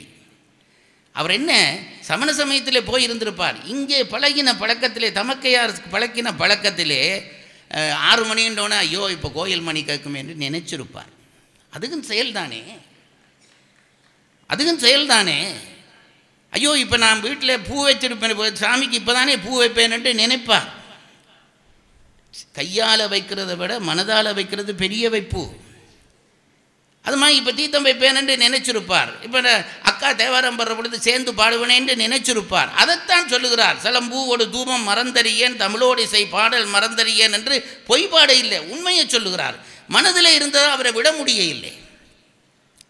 சமயத்தில் போய் சமண சமயத்தில் போய் இருந்தார். இங்கே பாருங்கள், நான் இது இங்கே பெண் பிரஜைகள் இருக்கிறதுக்காக சொல்ல இல்லை. பெண்கள் மட்டும் இல்லாவிட்டால் நம் நாட்டிலே தர்மம் எப்போவோ அழிந்திருக்கும், எப்போவோ அழிந்திருக்கு. நான் யாரையும் பாராட்ட சொல்ல இல்லை. பாருங்க, மங்கையராய் வந்து பிறப்பதற்கே நல்ல மாதவம் செய்திட வேண்டுமம்மா, அவர் பங்கைய கைநலம் பார்த்தல்லவோ இந்த பாரில் அறங்கள் வளருதம்மா என்று பாடினாரே, பொய்யில்லை. நான் அதுதான் சொல்கிறது உண்டு. நம் மரபு பேணி நம்முடைய கலாச்சாரம் பேணி வாழ பழக வேண்டும். இல்லாவிட்டால் நம்முடைய தமிழ், என் தமிழர் சைவர்கள் என்ற அடையாளங்கள் அழிந்தே போய்விடும். நிச்சயமாக சொல்லுகிறேன். இவர் அங்கே போய்விட்டார். அங்கே சமண சமயத்துக்கு போய் பல்லவன்கிட்ட போய் பெரிய போஸ்ட். இவர் தான் பெரிய ஆள். தர்மசேனர் ரெண்டு பட்டம் பேர் மாற்றி பெரிய போஸ்ட். இப்போ நாங்களாக இருந்தால் என்ன பண்ணியிருப்போம்? தம்பி எப்போ கார் அனுப்புவான்ட்டு பார்த்து கொண்டு வந்துருப்போம். பெரிய போஸ்ட்டில் இருக்கிறதே கார் அனுப்பினா ஏறி போக வேண்டியதானே என்று போயிருப்போம். திலகவதியார் அதை மறுத்தார். தம்பி போய்விட்டான், போகட்டும், அது என்ன, அது கடவுள் பார்த்துக்கொள்வான், நான் என்ன செய்வது? திருவதிகை வீரட்டானத்திலே வந்து உட்கார்ந்தார். நேராக அப்ளிகேஷனை சிவபெருமான்கிட்ட கொடுத்தார். தம்பி போயிட்டான், அவன் இல்லாமல் அவன் அங்கே இருக்கக்கூடாது, என் மரபு இருக்கிறது, என் சைவம் இருக்கிறது, அவனை கூப்பிடு. கொடுத்துட்டு அவ்வளவுதான். அதோடு அவர் தன்னுடைய பணிகளை செய்து கொண்டிருந்தார். சிவபெருமான் கனவுல வந்து சொன்னான், திலகவதியே கவலைப்படாதே, அவனை உனக்கு மீட்டு தருகிறேன், சூளை கொடுத்து மீட்டு தருகிறேன். அடுத்த நாள் அவருக்கு சூளை நோய் வந்து விட்டது. இந்த நாவுக்கரசரை படிக்கிற பொழுதெல்லாம் எனக்கு அவரிடம் இருக்கிற அந்த மானுடம், அதான் அந்த சரியை வழிபாடு நமக்கெல்லாம் உரிய வழிபாடு அல்லவா. அவர் அந்த ஒரிஜினல் மனுஷன். நான் அப்படி தான் நினைக்கிறது உண்டு. எனக்கு அங்கேயும் இங்கேயும் மனம் ததும்புது. திருமறை காட்டுக்கு ஞானசம்பந்தரும் அப்பரும் போகிறார்கள். நான் இந்த இடத்துக்கு திருப்பி வருகிறேன். நாவுக்கரசர் அம்மா தமக்கையார் சொன்ன இடத்துல இருந்து நான் திருப்பி வருகிறேன். ஒரு இடம் கொஞ்சம் உள்ளே போயிட்டு வருகிறேன். நாவுக்கரசரும் சம்பந்தரும் திருமறை காட்டுக்கு போனார்கள். திருமறை காட்டிலே என்ன விசேஷம் என்று கேட்டால், அங்கே வேதங்கள் அந்த கோயிலை பூட்டி விட்டன. அது உங்களுக்கு எல்லாருக்கும் தெரிஞ்ச கதை. வேதங்கள் கோயிலை பூட்டி விட்டன. போகிறவர்களெல்லாம் ஓரமாக தான் போகணும், வாசல் கதவாலே போக இயலாது. 2 பேரும் சேர்ந்து போகிறார்கள். ஞானசம்பந்தரும் அப்பரும் சேர்ந்து போகிறார்கள். கதவு பூட்டி இருக்கிறது. ஆட்கள் சொல்லியிருப்பார்கள், இப்படி போங்க சார் என்று சொல்லியிருப்பார்கள். சாமியை பார்க்க வர்றேன், இவ்வளோ தூரத்துலேருந்து வர்றேன், நேர்கதவால் போகாமல் ஓரமாக போகிறதா? இவர்கள் 2 பேருமா சேர்ந்து முடிவு பண்ணி எப்படியும் கோயில் கதவை திறக்கத்தான் வேண்டும் என்று சம்பந்தர் சொன்னார். நாவுக்கரசரை பார்த்து, சாமி நீங்கள் பாடுங்க, கதவு திறக்கட்டும் என்றார். நாவுக்கரசரும் சந்தோஷமாக ஏற்றுக்கொண்டு பாடுறார். ஒரு பாட்டு முடிஞ்சுது, கதவு திறக்க இல்லை. 2 பாட்டு முடிஞ்சுது, கதவு திறக்க இல்லை. நாவுக்கரசருக்கு டென்ஷன் ஆரம்பிச்சிருச்சு. அதுதான் மனுஷன், அதுதான் மனுஷன். 3 பாட்டு பாடினார், கதவு திறக்க இல்லை. 4 பாட்டு பாடினார், திறக்க இல்லை. 8 பாட்டு பாடினார், திறக்க இல்லை. 9 பாட்டு. இவருக்கு அழுகையே வந்திருக்கும். இதெல்லாம் சேக்கலார் சொல்ல மாட்டார் சார், நாம் புரிஞ்சு கொள்ள வேணும். ராமாயணத்தில் ராமன் பல்லு விளக்கினான்னு எங்கேயாவது கம்பன் பாடி இருக்கிறானா? அதுக்காக கம்பன் ராமன் பல்லு விளக்காமலாக இருந்தான். இதெல்லாம் நாம் புரிஞ்சு கொள்ள வேண்டிய விஷயங்கள். 9 பாட்டு பாடினார், கதவு திறக்க இல்லை. 10ஆவது பாட்டு பாடினார், படீர் என்று கதவு திறந்தது. அதுக்கு அடுத்தது என்ன நடந்திருக்கும்? நான் உங்களை சும்மா கேட்குறேன். நான் ஒரு ஆசிரியனாக இருந்தால் மாணவர்களுக்கு இப்படி தான் பாடம் சொல்லுவேன். கதவு திறந்துட்டுது, என்ன நடந்திருக்கும் அந்த ஊரில்? எல்லாரும் நாவுக்கரசரை தோளில் தூக்கி இருப்பார்கள். நாவுக்கரசர் வாழ்க, நாவுக்கரசர் ஜே கொண்டாடி இருப்பார்களா இல்லையா? சம்பந்தரை ஒரு ஓரமாக தள்ளி இருப்பார்கள். ஏதாவது ஒரு அதிசயம் பண்ணிட்டா அவருக்கு தான் மதிப்பு, பக்கத்தில் இருக்கிறவருக்கு மதிப்பு வராது. சம்பந்தர் கொஞ்சம் அதில் நின்றுருந்தாருண்டா, இடிச்சு கிடிச்சு இப்படி நீ பின்னால் போ சாமின்ட்டு நாவுக்கரசரை தூக்கி கொண்டாடி இருப்பார்கள். நாவுக்கரசர் இதை பார்த்துருப்பார், இவங்க சம்பந்தரை ஒதுக்குறத பார்த்துருப்பார். அவருக்கு தாங்க இல்லை, மனுஷ மனம் இறங்கிட்டார். கீழே இறக்கப்பா இறங்கி இருப்பார். இறங்கிட்டு நேராக சம்பந்தர்கிட்ட வந்தார். சம்பந்தர்கிட்ட வந்து சொன்னார், சேக்கலார் இவ்வளவும் தான் பாடுறார். சம்பந்தர்கிட்ட வந்து சொன்னார், இந்த கதவு நான் பாடி திறந்தது அல்லவா, நீங்கள் அதை பாடி பூட்டுங்கோன்றார்.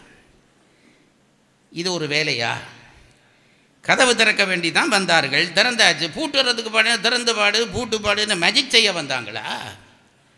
திறந்து முடிஞ்சது ஏன் பூட்டை பாட சொன்னார்ன்றா, இந்த பயல்களுக்கு இவர் பெருமை தெரிய இல்லை, அதை கொஞ்சம் தெரியப்படுத்த வேணுமன்றதுக்காண்டி தான் சம்பந்தரை கேட்டார், சாமி நீங்கள் ஒரு தரம் பாட்டு பாடுங்க, இந்த கதவு பூட்டட்டும். நான் கூட விளையாட்டை இவங்க இது பேர்பட்ட பெரியவர்கள் கதவை பூட்டி திற இப்படி பாடுவாங்களா? என்னுடைய அபிப்பிராயம், அந்த கூட்டம் சம்பந்தரை மதிச்சிருக்காது. இவர் சொல்லியிருப்பார் சம்பந்தரை பார்த்து, நீங்கள் பாடுங்க அது பூட்டட்டும்னோடனே சம்பந்தர் உடனே அவருக்கு இதில் அவர்கள் இழிவுபடுத்தினதில் இங்கே அவளை இல்லை, ஏற்றதில் இங்கே அவளை, அது ஞானப்பால் உண்ட பிள்ளை அல்லவா, ஞாபகர்த்தர் சொல்கிறாருன்றதுக்காக அவர் ஒரு பாட்டு பண்ண, ஒரு பாட்டு பாடினோடனே கதவு பூட்டிட்டுது. ஒரு பாட்டு பாடினோடனே கதவு பூட்டிட்டு, மற்றவர்களுக்கு இப்போ சம்பந்தர் இல்லை, நாவுக்கரசர் அதிர்ந்து போனார். இதை சேக்கலார் பாடுறார். என்ன பாடுறது? நாவுக்கரசர் என்ன நினைச்சார் தெரியுமா? ஐயோ, நானும் 10 பாட்டு பாடிதானே கதவு திறந்தது, சம்பந்தர் ஒரு பாட்டு பாடினோடனே கதவு பூட்டிட்டுது, அப்போ சிவபெருமானுக்கு என் பாட்டிலே அவ்வளோ விருப்பம் இல்லையோண்டு ராத்திரி கூட அவருக்கு தூக்கம் வரை இல்லையா. இதை சேக்கலார் பதிவு செய்கிறார். இது மனுஷ இயல்பா இல்லையா? நம் போலியரிலே ஒருவராகத்தான் நமக்கு நாவுக்கரசர் காட்டப்படுகிறார். பெரிய மனுஷன் பாருங்க, பெரிய மனுஷன். மேலே போகிறார், ஒரு ஊருக்கு போகிறார், ஞானசம்பந்தரை பார்க்க வேணும் என்று ஆசை. முதலே பார்த்தவர் தான், பார்க்க வேணும் என்று ஆசை. பல்லக்கில் இருந்து நாவுக்கரசர் எங்குற்றார் என்றார் சம்பந்தர். இங்குற்றேன் அடியேன் என்றார் இவர். எங்கே பல்லக்கு தூக்கி கொண்டிருக்கிறார் பாருங்க நாவுக்கரசர். இது யாராவது பண்ணுவாங்களா? அது 16 வயசு பிள்ளை, இவருக்கு 81 வயசு. அவரை தோளில் தூக்கி கொண்டு நிற்கிறார். என்ன அர்த்தம் தெரியுமா? நம் சமுதாயத்துக்கு அது பற்றிய உபதேசம் உண்டு. ஒரு உண்மையை பாருங்க, கடவுள் படைப்பில் ஒரு பிரச்சனை இருக்கிறது. இளமையிலே வலிமை இருக்கிறது, ஆனால் இளமையிலே பொறுமை இல்லை. இளமையிலே வலிமை இருக்கிறது, ஒன்றை நிதானமாக செய்கிற தன்மை, அனுபவம் இல்லை.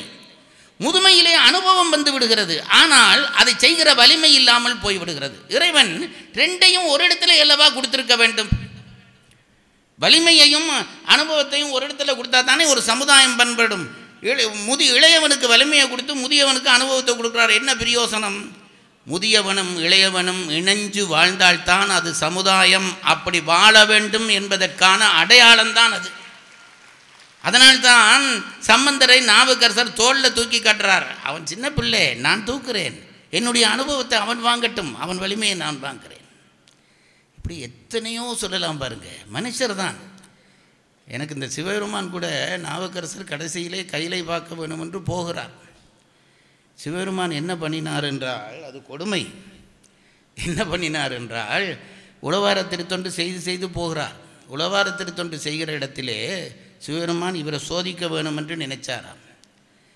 இவர் அதாவது சோதனை யாருக்கென்றால் படித்தவனுக்கு தான் சோதனை. சில பேர் பேப்பரை எடுத்து சிம்பிளாக பார்த்து கொடுத்துட்டு வந்துடுவான். அவன் படிக்கவே இல்லை, அவனுக்கு பரீட்சையே இல்லை. படித்தவனுக்கு தானே சோதனை. நாவுக்கரசர் ஒரு சோதனை வைக்க வேண்டும் நினைச்சு என்ன செய்தார்? இந்த உழவாரம் சென்ற பொழுது முத்து மணி வைரம் என்று இந்த மண்ணிலிருந்து வந்தது. சிவபெருமான் பார்க்குறார், இதில் ஒன்றையாவது இவர் பாக்கெட்டில் போடுறாரான்னு பார்த்தார். எப்படி கல்லுகள் வந்த பொருள் அடியாருக்கு காலிலே குத்தும் என்று உழவாரத்தாலை தூக்கி ஆற்றுல போட்டாரோ, அதுபோல் இந்த முத்து மணி வைரம் எல்லாத்தையும் தூக்கி போட்டுட்டாராம். எந்த வயசில்? 51 வயசு 81 வயசு கிழவனுக்கு சோதனை பண்ணுறார் சிவபெருமான். அது கூட பரவாயில்லைங்க சார். இன்னொரு இடத்துல போகிற பொழுது அழகான தேவ மகளிரை நாவுக்கரசருக்கு முன்னால் டான்ஸ் பண்ண விட்டாராம். இந்த சிவபெருமானுக்கு இருக்கிற வம்பு வேலை ஒருத்தருக்கும் கிடையாது. இந்த கிழவனுக்கு போய் இது ஒரு சோதனையா? நான் என் ஆசிரியர் பெரிய பெரிய மகாவித்வான் ஐயாட்ட கூட சொல்லி கொண்டிருந்தேன். இலக்கண வித்தகர் நமசிவாயத்தை சென்றுட்டு தான் திருக்குறள் படித்தேன்.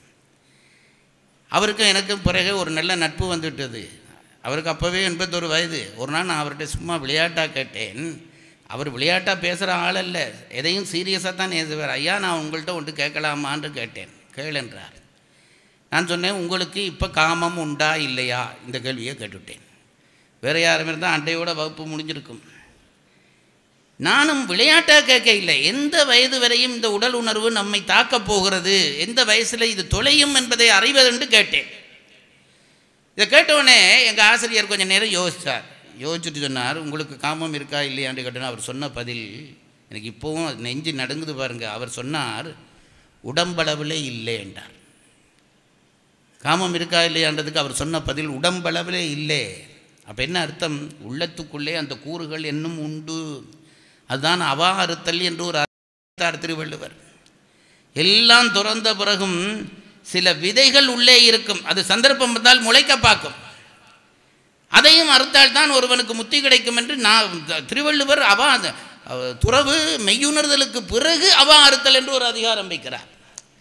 நாவுக்கரசர் அப்படியும் சோதிச்சு பார்க்குறார். இப்படியாவது ஒரு உணர்வு எல்லாத்துலேயும் வெற்றி பெற்று வெளியில் வருகிறார். இவர் தான் அங்கே போகிறார், சமண சமயத்திலே போய் இருக்கிறார்.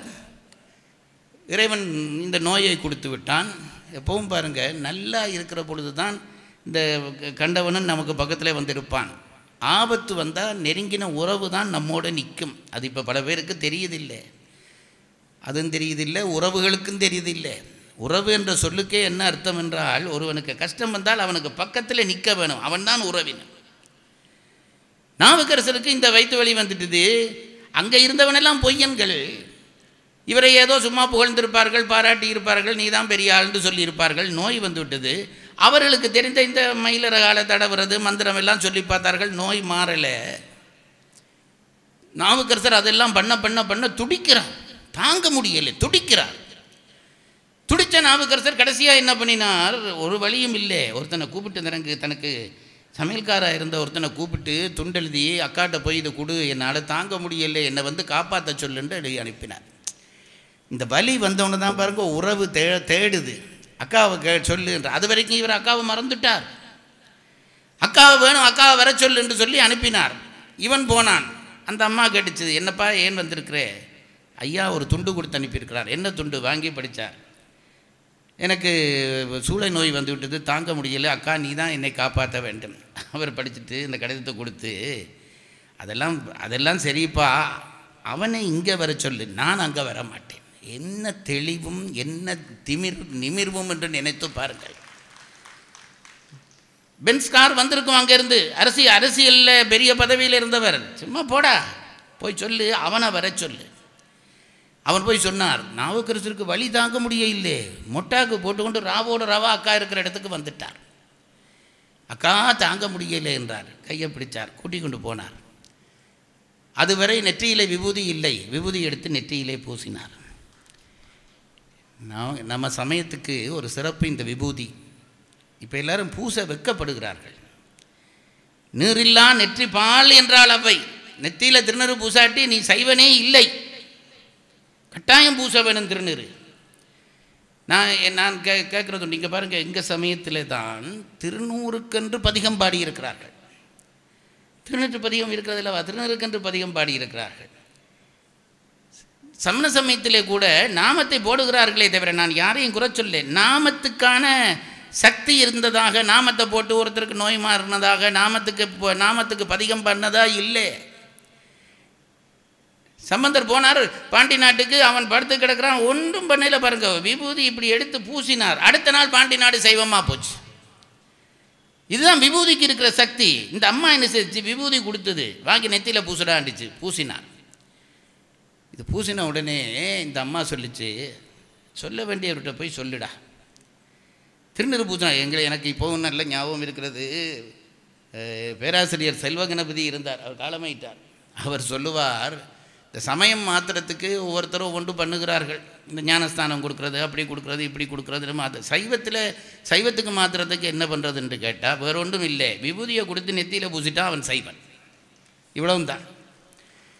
இந்த விபூதியை கொடுத்தார். கொடுத்துட்டு போய் இறைவன்கிட்ட பாடுறான்டார். இவர் போய் முதல் வரி பாடுகிறார். என்ன வரி பாடினார்? குற்றாய் எனவாறு விளக்ககளீர். யமனா வந்திருக்குதேடா, யமனா வந்திருக்குது, இதை விளக்காமல் பார்த்து கொண்டு இருக்கிறாயே. எங்கள் ஐயா தான் சொல்வார், எங்கள் ஆசிரியர் சொல்வார், சம்பந்தர் தேவாரமாகட்டும் சுந்தரர் தேவாரமாகட்டும் முதல் பாடல்லே ஆண்டவனை புகழ்கிற வரிதான் இருக்கும். எங்களை கூட இப்போ கடவுளை பற்றி ஏதாவது சொன்னால் கந்தா முருகா கதிர்வேலா வெற்றிவேலான்ட்டு போய் கந்த சர்ச்சைக்கு சொல்லுவோம். இவ்வளவு நீ ஏன் சொல்கிறேன்டா, உன்னுடைய இவ்வளவு நேம் உனக்கு இருக்குன்ட்டு எனக்கு தெரியும், நான் அதை சொல்கிறேன், என்னை கொஞ்சம் கவனிச்சுக்கொள். ஆண்டவனுடைய நாமங்களை சொல்லித்தான் நாங்கள் அதுக்கப்புறம் கஷ்டத்துக்கு போவோம். சுந்தர இவர் சம்பந்தர் சொன்னார், தோடுடைய செவியன் விடையேறி ஓர் தூவன் மதிசூடி காடுடைய சுடலை பொடி பூசி என் உள்ளம் கவர்கள். சிவருமான புழுகிறார். புழுகிறார் என்ற வார்த்தை உங்களுக்கு தெரியுமா? புகழ்கிறார் என்ற அர்த்தம். எங்கள் ஊரில் அப்படி சொல்லுவாங்க. சுந்தரர் சொன்னார், பித்தா பிறை சூடி பெருமானே அருளாளா எத்தாம் அறவாதே நினைக்கின்றேன் மனத்துன்னை. அவரும் புகழ்ந்தார். நாவுக்கரசர் மட்டும்தான் கடவுள்கிட்ட போனோன்னு கடவுள் பெயர் கூட சொல்ல இல்லை. நோய் உள்ளவனுக்கு அதை சொல்லுவானா, கடவுள் பெயர் சொல்லுவானா? வயிற்று வலியோடு போய் டாக்டர்கிட்ட போய், டாக்டர் அவர்களே, புகழ்பெற்ற டாக்டர் அவர்களே, டாக்டர் கந்தசாமி அவர்களே, உங்களை இப்படி யாராவது சொல்லுவானா? ஐயா சாமியும் உயிர் போகுதுன்று தானே கத்துவான். அந்த மானுடத்தை காட்டுகிறது அந்த பாடல். எடுத்தா போல சொன்னார், சாமி இது கூப்பிடக்கூட இல்லை. கூற்றாய் எனவாறு விளக்ககளீர். யமனா வந்து என்னை வருத்துதேடா, பார்க்காம பார்த்து கொண்டு இருக்கிறாயே. கொடுமை பல செய்தனன் நான் அறியேன். இன்றைக்கு தலைப்பு அதுதான்.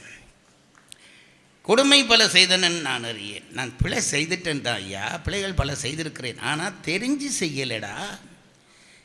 என்னுடைய அறிவு ஆணவம் எல்லாம் அலக்களித்து செய்ய பண்ணிட்டுதடா. கொடுமை பல செய்தனன் நான் அறியேன், எனக்கு அது நான் தெரியாமல் பண்ணிட்டேன்டா.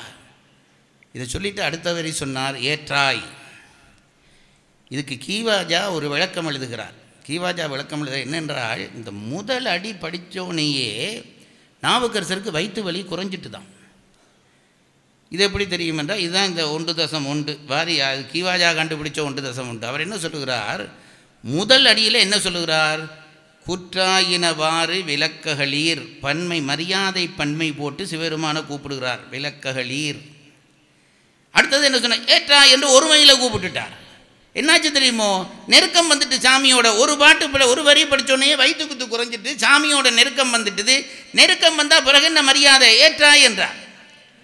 அதுக்கு அங்கே ஐயா தான் சொல்லுவாங்க, ஹாஸ்டலுக்கு பையனை கொண்டு போய் சேர்ப்போம். 10 பையங்களோட அவன் சேர்ந்து இருப்பான். முதல் நாள் அந்த ஹாஸ்டலில் போய் பார்த்தா, நீங்கள் எந்த ஊர்லேருந்து வர்றீங்க, நான் எந்த ஊரில், நீங்கள் என்ன படிக்கிறீங்க, இப்படி தான் அந்த பையங்கள் பேசுவாங்க. அடுத்த வாரம் பார்த்தா, நீ எங்கே என்ன செய்கிற, நான் என்ன செய்கிறேன்ட்டு வார்த்தை மாறிடும். அதுக்கு பிறகு டேய் நீ என்னடா செய்கிறேன்னுவான். அதுக்கு அடுத்த வாரம் அவன் பேசுகிறத இங்கே நான் சொல்லப்படாது. அப்படித்தானே? அப்போது நெருக்கம் கூட கூட கூட மரியாதை குறையும். முதல் வரியிலே குற்றாயினவாறு விளக்ககளீர் என்று மரியாதையாக பேசினவர் அடுத்த வரியிலே ஏற்றாய் என்றார். ஒருமை மரியாதை குறைஞ்சிருச்சு. ஏற்றாய் அடிக்கே இரவும் பகலும் பிரியாது வணங்குவன். எனக்கு என்னடா பகல், எந்த நேரம் எனக்கு உள்ள உன் நாமந்தான் ஓடிக்கொண்டே இருக்கும். இதை வச்சுக்கொள்ளுங்க. சைவர்களுக்கு உயர் மந்திரம் நமசிவாயம். பஞ்சாட்சர மந்திரம்தான் சிறந்த மந்திரம். அந்த மந்திரத்தை நமக்குள்ளே ஓட பழக்க வேண்டும். அதுதான் முக்கியம். நமக்குள்ளே ஓட பழக்க வேண்டும். என்னுடைய ஆசிரியர், நான் ஆசிரியராக மதிக்கிற ஆசா ஞானசம்பந்தன் ஐயா அவர்கள் எனக்கு இதை ஒரு முறை சொன்னார். அவர் காலை தூக்கி என் தலையில் வச்சுட்டு சொன்னார், நமசிவாயந்தான் மந்திரம், அதை எந்த நேரமும் சொல்லு. சொல்லிட்டு கிட்டத்தில் கூப்பிட்டு சொன்னார், டாய்லெட்டில் இருக்கிறியா அப்போ கூட சொல்லிடாண்டார். அப்போ கூட சொல்லி பழகினா என்ன ஆகும் தெரியுமா? அந்த மந்திரம் நமக்குள்ளே தானாக ஓடத் தொடங்கிடும். என் அனுபவத்தில் நான் கண்டதை சொல்கிறேங்க சார். ஒரு 2 நிமிஷம் அனுபவத்தில் கண்டதை சொல்கிறேன். என்னென்றால், இந்த சித்தாந்தம் படித்தோடனே நமசிவாய மந்திரம் பெரிய மந்திரம் என்று மனதில் பட்டுட்டுது. அப்போ நமசிவாய் என்று சொல்லுவேன். நமசிவாயம் என்னை காப்பாற்றும் என்று ஒரு நம்பிக்கை. ஒரு நாள் ராத்திரி எங்கள் வீட்டில் ஒரு சின்ன ரூம், நான் கொழும்புக்கு வந்த புதுசு, அதில் படுத்திருக்கிறேன். அது ஒரு சின்ன ரூம், அதில் ஒரு கட்டில் மெத்தை, அந்த கொசு தொல்லைக்காக ஒரு கொசுபத்தி கொளுத்திட்டு படுத்துட்டேன். ராத்திரி ஒரு கனவு. அந்த கனவில் என்ன வந்தது என்று கேட்டால், என்ன ஒருத்தன் கத்தியால் வெட்ட வர்றான், நான் ஓடுறேன், அவன் துரத்தி கொண்டு வர்றான், நான் ஓடுறேன், துரத்தி கொண்டு வர்றான். பார்த்தா அந்த போகிற வழியை ஒரு கேட் போட்டு மறைச்சிருக்கிறார்கள். தொலைஞ்சதுன்ட்டு நினச்சி அந்த கேட்டில் ஏறுறேன், தப்புவோம்னு சொல்லி கேட்டில் ஏறுறேன். எங்கே கனவில், நனவில் எங்கே நான் ஏறுறது, கேட்டில் ஏறுறேன், மேலே போயிட்டேன். இவன் கத்தியோடு வந்தவனும் எனக்கு பின்னால் துரத்தி கொண்டு வர்றான், வந்து என்னை வெட்ட போகிறான். அப்போ கனவில் என் மனதில் ஒரு எண்ணம் வந்துச்சு சார். நான் சொல்கிறது நான் படித்த படிப்பில் சத்தியம். கனவில் ஒரு எண்ணம் வந்துச்சு, நமசிவாயம் படித்தா எல்லா துன்பமும் நீங்குமென்று நான் படித்தனே, நமசிவாயத்தை சொல்லி பார்ப்போம் என்று ஓம் நமசிவாயம் ஓம் நமசிவாயம் என்று கனவில் நமசிவாயம் சொன்னேன்.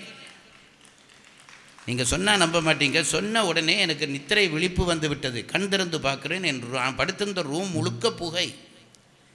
என்னென்று பார்த்தால், கீழே அந்த கொசுவத்தி கொளுத்திருந்த நிலவா, என் கட்டில் கால் மாட்டில் போட்டிருந்த அந்த பெட்ஷீட் தட்டுப்பட்டு அதில் விழுந்து நெருப்பெரியுது சார். இன்னும் கொஞ்சம் நேரம் இருந்தால் அந்த மெத்தகத்தையெல்லாம் எரிஞ்சு நான் அகப்பட்டிருப்பேன். சின்ன ரூம், அகப்பட்டிருப்பேன், அந்த புகையிலேயே செத்திருப்பேன். அப்போ தான் நான் நினச்சேன், நற்றுணையாவது நமச்சிவாயவேங்கிறது பொய்யில்லை, அதை உள்ளே ஓட விட வேண்டும், நமக்குள்ளே ஓட விட வேண்டும். எப்பவும் சொல்லு, பஸ்ஸில் போறியா சொல்லு, சும்மா பொழுதுபோ. அது ஒரு இப்போ சினிமா பாட்டு சொல்கிறிய அல்லவா, வாய் திறந்து படித்து பாடமாக்கி இலக்கணம் பார்த்து சொல்கிறியா, கேட்டு கேட்டு பழக்கமாயிட்டுன்னா அது வாயில் வரும். நமசிவாயம் சொல்லு. நான் நினைக்கிறேன் நாவுக்கரசரும் அப்படித்தான், கிட்ட போயிட்டார், இறைவனை கிட்ட போயிட்டார். பிரியாது வணங்குவன் எப்பொழுதும், அதுக்கு என்ன அர்த்தம்டா, எப்பவும் நாமம் தான் சொல்லுவேன். ஏற்றாய் அடிக்கே இரவும் பகலும் பிரியாது வணங்குவன் எப்பொழுதும் தோற்றாது என் வயிற்றின் அகம்படியே. அதுக்கப்புறம் தான் சொல்கிறார் சார், தோற்றாது என் வயிற்று. சில வருத்தம் எங்கே இருக்குன்னு தெரியும். நான் நினைக்கிறேன் பெரும்பாலும் நாவுக்கரசருக்கு வந்தது அல்சராக தான் இருக்க வேணும். இது என்னுடைய ஊகம். என்ன தெரியுமோ, சமண சமயவர்கள் விரதம் பிடிச்சு வயிறு பசியால் அந்த அல்சர் வந்திருக்கும். அல்சர் வந்தவனுக்கு தான் அந்த வலி தெரியும். அவர் என்ன சொல்லுகிறார், வயிறு புண் மாதிரி நோகுது, எங்கே நோகுதுன்னு கண்டுபிடிக்க முடியலை. சில நோய்கள் இதில் நோகுதுன்னு காட்டலாம், வயிற்று வலியை அப்படி காட்ட முடியுமா? பள்ளி வலி வந்தால் இந்த பல்லில் நோகுதுன்னு காட்டலாம். அப்போ அதான் சொல்லுகிறார்,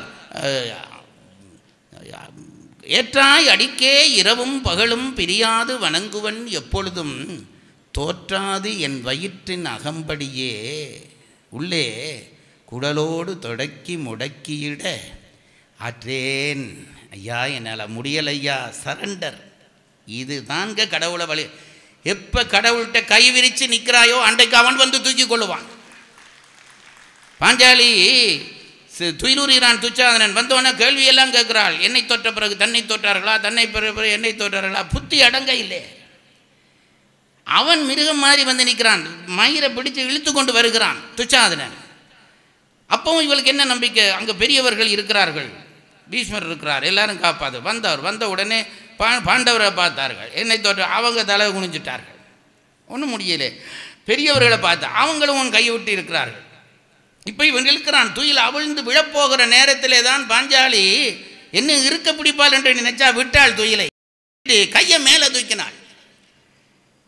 அது பாரதி பாடுகிறான், ஓம் ஹரி ஹரி ஹரி ஹரி ஹரி என்றாள், உச்சோதியினுள் கலந்தாள் தேவி உலகத்தை மறந்தாள் என்றாள்.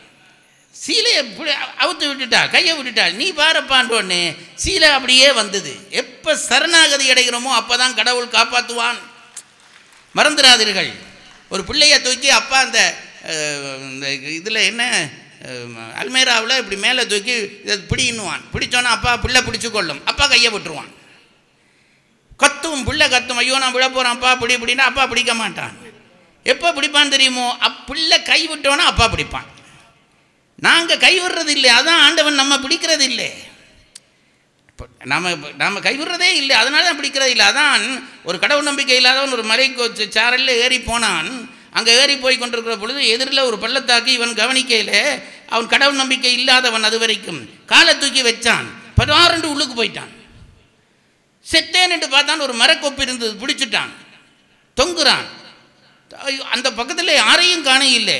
இவனுக்கு இப்போ பயம், இன்னும் கொஞ்சம் நேரத்தில் நான் கைவிட்டு சாக போகிறேனேன்ட்டு பயந்து என்னை யாராவது காப்பாற்றுங்கன்னா ஒரு பிள்ளை இல்லை அந்த பக்கத்தில். இப்போ இவனுக்கு ஒரு நப்பாசை வந்தது.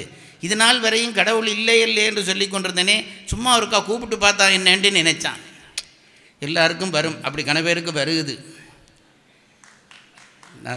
அப்போது கடவுளை கூப்பிட்டு பார்ப்போம்ட்டு நினச்சிட்டு, இறைவா நீ ஒருத்தன் இருக்கிறான்ட்டு எல்லாரும் சொல்லுகிறார்களே, என்னை காப்பாற்றுறியான்னு கேட்டான். கொஞ்ச நேரம் சத்தம் இல்லை. திருப்பி கேட்டான், சத்தம் இல்லை. மூன்றாந்தரம் கேட்டான். மேலே இருந்து வானொலி பிறந்தது. என்ன சொன்னான்? நீ பயப்படாதே, உன்னை நான் காப்பாற்றுகிறேன் என்று இறைவனுடைய குரல்.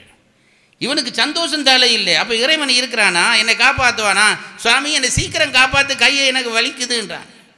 நான் சொல்கிறத என்ன நீ இப்போ முழுசாக நம்புறியான்னு கடவுள் திருப்பி கேட்டார். முழுசாக நம்புகிறேன் சாமி, இப்படி குரல் கொடுத்துட்டீங்க, இனி நம்பாமல் விடுவேன், நான் முழுசாக நம்புகிறேன். நிச்சயமாக நம்புகிறாயா? நிச்சயமாக நம்புகிறேன். சந்தேகம் இல்லையே? சந்தேகம் இல்லாமல் நம்புகிறேன். சரி, நான் உன்னை காப்பாற்றுறேன், பிடிச்ச கையை விடு என்றார் கடவுள். பிடிச்சு கொண்டிருக்க கையை விடுறா, நான் காப்பாற்றுறேன்னு இவன் சொன்னான். நீ என்னை கொல்ல பார்க்குறே, இவ்வளோ நாளும் உன்னை கும்பிட இல்லைன்ட்டு என்னை கொல்ல பார்க்குறே, நான் கையை விட மாட்டேன்ட்டான். அதுதான் நாங்கள். எப்போ கையை விடுறோமோ அன்றைக்கு கடவுள் பிடிச்சு கொள்ளுவான். நாவுக்கரசர் அந்த பாட்டோட கையை விட்டார். கையை விட்டுட்டு இரவும் பகலும் பிரியாது வணங்குவன் எப்பொழுதும் தொற்றாதன் வயிற்றின் அகம்படியே குடலோடு தொடக்கி முடக்கியிட ஆற்றேன் அடியேன் அதிகை கெடில வீரட்டான துறையம்மானே என்று பாடி முடிக்கிறார். அதில் வருகிற இந்த நானறியேன் என்ற சொல் மிக முக்கியமான ஒரு வார்த்தை. நாம் எல்லாவற்றையும் தெரிந்து கொள்கிறோம் என்ற புத்தி இருக்கிறதே, நம் புத்தி ஒரு ஒரு ஒரு ஒரு டம்ளர் அளவு கூட இல்லை சாமி. இதை வச்சு கொண்டு ஏதோ அதை படித்தேன், இதை படித்தேன், அதை படித்தேன் என்று நாங்கள் எல்லாம் பேசி கொண்டிருக்கிறோம். அறிவு என்பது பிரபஞ்சம் முழுவதும் விரிந்து கிடக்கிறது. அந்த ஞானம் என்றைக்கு வருகிறதோ அன்றைக்குத்தான் நீ கடவுளிடம் சரணடைவாய். அதை அடைந்து காட்டியவர் தான் நாவுக்கரசர். தன் முதல் தேவாரத்திலேயே அந்த வார்த்தையை சொல்லி நம்மை வழிப்படுத்திய அந்த பெருமகனாரை வணங்குவோம் என்று கூறி விடைபெறுகிறேன். வணக்கம். மிக அற்புதமாக மனிதனை முதன்மைப்படுத்தி இறையை இரண்டாம் நிலைக்கு வைத்திருக்கக்கூடிய சமயம் நமது சைவ சமயம். மனிதனினுடைய உணர்வுகளை மனிதனாக இருந்து உணர்ந்து மானுட பண்பை ஏற்றுக்கொண்ட இறைவனை ஏற்றுக்கொண்டவர்தான் இந்த அப்பர் என்று ஒன்றும் அறியாததை அறிய வைத்திருக்கிறீர்கள். எந்த மதமானாலும் ஏற்றுக்கொள்ளக்கூடிய பக்குவம் நமது சைவ மதத்திற்கு உண்டு என்பதை அறிய வைத்திருக்கிறீர்கள். சரணாகதி அடைகின்ற பொழுதுதான் சமயம் பார்க்காமல் ஏற்றுக்கொள்ளும் இறைவனின் நிலையை எங்களுக்கு உணர வைத்திருக்கிறீர்கள். கற்றது கையளவுதான், கல்லாதது உலகளவு என்று அந்த தர்மசேன திருநாவுக்கரசராக மாறி அவர் எப்பொழுது அதை அறிந்து கொண்டாரோ அதை எங்களுக்கு உணர வைத்த பெருமை கம்பபாரதி இலங்கை ஜெயராஜ் ஐயா அவர்களுக்கு உண்டு. மனமார்ந்த நன்றியினை நாங்கள் தெரிவித்துக் கொள்கிறோம். முற்பிரிவையில் செய்த வினை பின் தொடரும் என்பதுதான் சைவ சித்தாந்தம். அது நீங்கள் உணர வேண்டும் என்று உணர்த்தி யமனே வந்து அழைத்தவளும் கூட அவன் தாள் பணிந்தால் அவன் ஒருபொழுதும் கைவிட மாட்டான் என்பதை அறிந்தோம் என்று சொல்லி இதோ நிகழ்ச்சியினுடைய நிறைவாக நன்றி உரையாற்றுவதற்காக பாண்டியன் கிராம வங்கியில் பணியாற்றிய சைவ சபையினுடைய பொருளாளர் வி வள்ளிநாயகம் ஐயா அவர்களை நன்றி உரையாற்றுவதற்கு அன்போடு அழைக்கின்றோம். அனைவருக்கும் வணக்கம். இதுவரை நம்முடைய சொற்பொழிவை சிறப்பாக கேட்டிருந்த உங்கள் அனைவருக்கும் முதற்கண் சைவ சபையின் சார்பாக நன்றியை தெரிவித்துக் கொள்கிறேன். ஏன்னா நீங்கள் எல்லாம் வந்தால் தான் நாங்கள் இப்படிப்பட்ட ஒரு சிறப்பான சொற்பொழிவை நடத்த முடியும். தொடர்ந்து நம்ம நடத்துகின்ற விழாக்களுக்கு இதே போன்று அனைவரும் திரளாக வந்து எங்களுக்கு ஆதரவு தரும்படி தாழ்மையுடன் கேட்டுக்கொள்ளணும். இந்த கலந்து கொண்ட சிவனடியார்கள் சைவ பெருமக்கள் அனைவருக்கும் சைவ சபையின் சார்பில் நன்றியை தெரிவித்துக் கொள்கிறேன். இன்றைக்கு நம்முடைய விழாவிலே மாவட்ட அரசு இசைப்பள்ளி ஆசிரியர் தேவாராய செம்மணி சுப்பிரமணிய ஓதுவார் அவர்கள் சிறப்பாக திருமுறைப்பாடி முதல் தொடங்கி வைத்தார்கள். அவர்களுக்கு சைவ சபையின் சார்பாகவும் சைவ மக்களின் சார்பாகவும் நன்றியை தெரிவிக்கிறேன். வரவேற்புரை வழங்கிய சைவநெறி பி காந்தி அவர்கள் துணைத் தலைவர், அவர்களுக்கும் நன்றியை தெரிவித்துக் கொள்கிறோம். நூல் வெளியிட்ட தமிழ் மொழி தலைவர் திருநாவுக்கரசர் என்ற ஒரு அற்புதமான நூலை நமக்கெல்லாம் வழங்கியிருக்கின்ற சீர்மிகு பல நெடுமாறன் அவர்களுக்கும், அந்த நூலை வெளியிட்ட நீதியரசர் மாண்புமிகு வி சிவஞானம் அவர்களுக்கும், மாஸ்டர் செல்வன் சிவன் நாகராஜன் இந்த சின்ன வயசில் ஒரு 10 வயசில் ஒரு புஸ்தகம் ரொம்ப சிறப்பாக, அதுவும் 3வது புஸ்தகம் அப்படிங்கும்போது அவருக்கு எவ்வளோ ஞானம் இருக்கணும் அப்படிங்கிற நம்மலாம் தெரிஞ்சிருக்கோம். அந்த பையனுக்கு, அந்த செல்வனுக்கு உங்கள் அனைவரும் சார்பாகவும், சைவ சபையின் சார்பாகவும், சைவ பெருமக்கள் அனைவரும் சார்பாகவும் நன்றியை தெரிவித்துக் கொள்கிறோம். அந்த புத்தகத்தை வெளியிட்ட நீதியரசர் ஐயா சிவஞானம் அவர்களுக்கும் இதுவரைக்கும் நமக்கு சிறப்பாக நான் அறியேன் ஒரு சின்ன தலைப்பை வச்சுக்கிட்டு இந்த 1.5 மணி நேரம் நம்மளாம் கட்டி போட்ட இலங்கை ஜெயராஜ் ஐயா அவர்களுக்கு நம்முடைய சைவ பெருமக்கள் அனைவரும் சார்பாகவும், சைவ சபையின் சார்பாகவும் நன்றியை தெரிவித்துக் கொள்கிறேன்.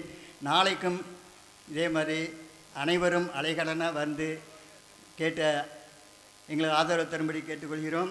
இப்பொழுது இந்த 2 புத்தகங்களும் விலைக்கு விற்பனைக்கு இருக்கிறது. இன்றைக்கு வாங்காட்டால் நாளைக்கு வந்து 2 புத்தகம் இன்றைக்கி சலுகை வேலையில் 125 ரூபா. அது ரொம்ப சிறப்பாக இருக்கும். அந்த புத்தகத்தை கட்டாயம் வாங்கி எல்லாரும், அதாவது நம்ம அனைவர் வீடுகளும் அந்த 2 புத்தகமும் இருக்கணும். அந்த பையன் வந்து ரொம்ப அழகாக எழுதியிருக்கார். இன்னைக்கு நான் இப்போ தான் பார்த்தேன். My 7 favourite forms of lord சிவாங்கிற புத்தகத்தை ரொம்ப சிறப்பாக சிம்பிளாக அனைவரும் புரிந்து கொள்ளக்கூடிய நிலைமையில் எழுதியிருக்காரு. அதையும் வாங்கி ஐயா பழநெடுமாறன் ஐயா தமிழ்மொழி தலைவர், நம்முடைய திருநாவுக்கரசு ஐயா பற்றி தமிழ்மொழி தலைவராக போற்றி எழுதியிருக்கிற அந்த புத்தகத்தையும் வாங்கி பயன்பெறும்படி கேட்டுக்கொள்கிறேன். இப்பொழுது செயற்குழு உறுப்பினர் முத்தியா பிள்ளை அவர்கள் வாழ்த்துப்பா பாடுவார்கள். அனைவரும் எழுந்து நின்று வாழ்த்துப்பாவை போற்றும்படி தாழ்மையுடன் கேட்டுக்கொள்கிறேன். நன்றி வள்ளிநாயகம் ஐயா அவர்களை. தொடர்ந்து வாழ்த்துப்பாவை வழங்க முத்தையா பிள்ளை அவர்கள் 3000 திருவாசக முற்றோதுதல் நிகழ்வை வெற்றிகரமாக நடத்தி சைவத்திற்கும் தமிழுக்கும் தொண்டு செய்து சைவ நெறியிலே வாழ்ந்து வருபவர் இவர். இதை தொடர்ந்து உங்களுக்கு இரவு உணவு வழங்கக்கூடிய ஏற்பாடு செய்திருக்கிறார்கள். இரவு உணவினை உண்டு மகிழ்ந்து நாளை ஐயா சொன்னது போல இன்னும் மிகவும் கனமானது ஒரு தலைப்பு, ஆன்ம அத்வைதம் என்று. அதை நாம் எப்படி உணர்ந்து கொள்ளப் போகிறோம்? அவரினுடைய தமிழாலே அதை உணர வைக்க காத்திருக்கிறார், நாமும் செவிமடுக்க காத்திருக்கிறோம் என்று சொல்லி இதோ வாழ்த்துப்பாவிற்காக நமது தீபியா முத்தையா பிள்ளை அவர்கள் நம்முடைய சிறப்பு. அதற்கு முன்னதாக தமிழ் வஉசி பேரவையை சார்ந்த நமது பனகுடி சங்கர் அவர்கள் நமது இலங்கை ஜெயராஜ் ஐயா அவர்களுக்கு பொன்னாடை அணிவித்து சிறப்பு செய்கிறார். அதோடு திருநெல்வேலியினுடைய வஉசி பேரவையை சார்ந்த அருள் அவர்கள் இப்பொழுது கம்பபாரதி இலங்கை ஜெயராஜ் ஐயா அவர்களுக்கு பொன்னாடை அணிவித்து சிறப்பு செய்கிறார். வாருங்கள். வஉசி பேரவை தலைவர் பனகுடி சங்கர். மகாதேவா எந்நாட்டவர்க்கும் இறைவா போற்றி. நம பார்வதி பதையே தென்னாடுடைய சிவனே போற்றி. சிறப்பு விருந்தினை கௌரவப்படுத்திய தருமை ஆதீன கட்டளை விசாரணை ஸ்ரீமத் தம்பிரான் சுவாமி அவர்கள் பொன்னாடை பொறுத்த கௌரவப்படுத்தினார். அவர்களுக்கும்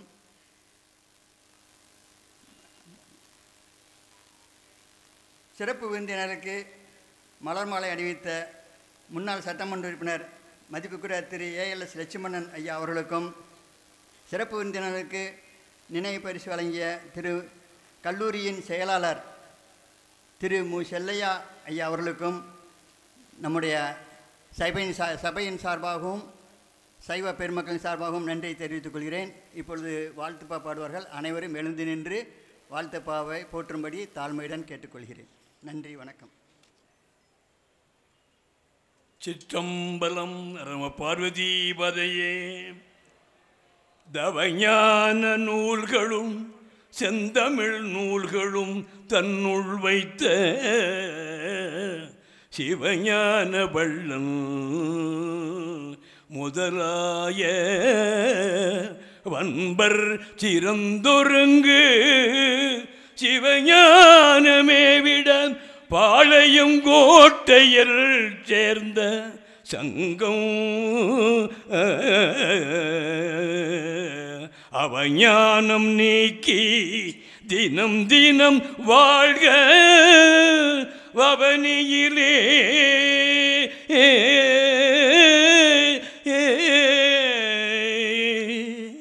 சீல திருமுறைகள் சித்தாந்த சாத்திரங்கள் மேலான சைவமிக தெரிகள் ஞாலமிசை நல்ல சமுதாயம் நாட்டியனர் சைவ சபை வல்ல பணி வாழ்க வளர்ந்து நல் வல்ல பணி வாழ்க வளர்ந்து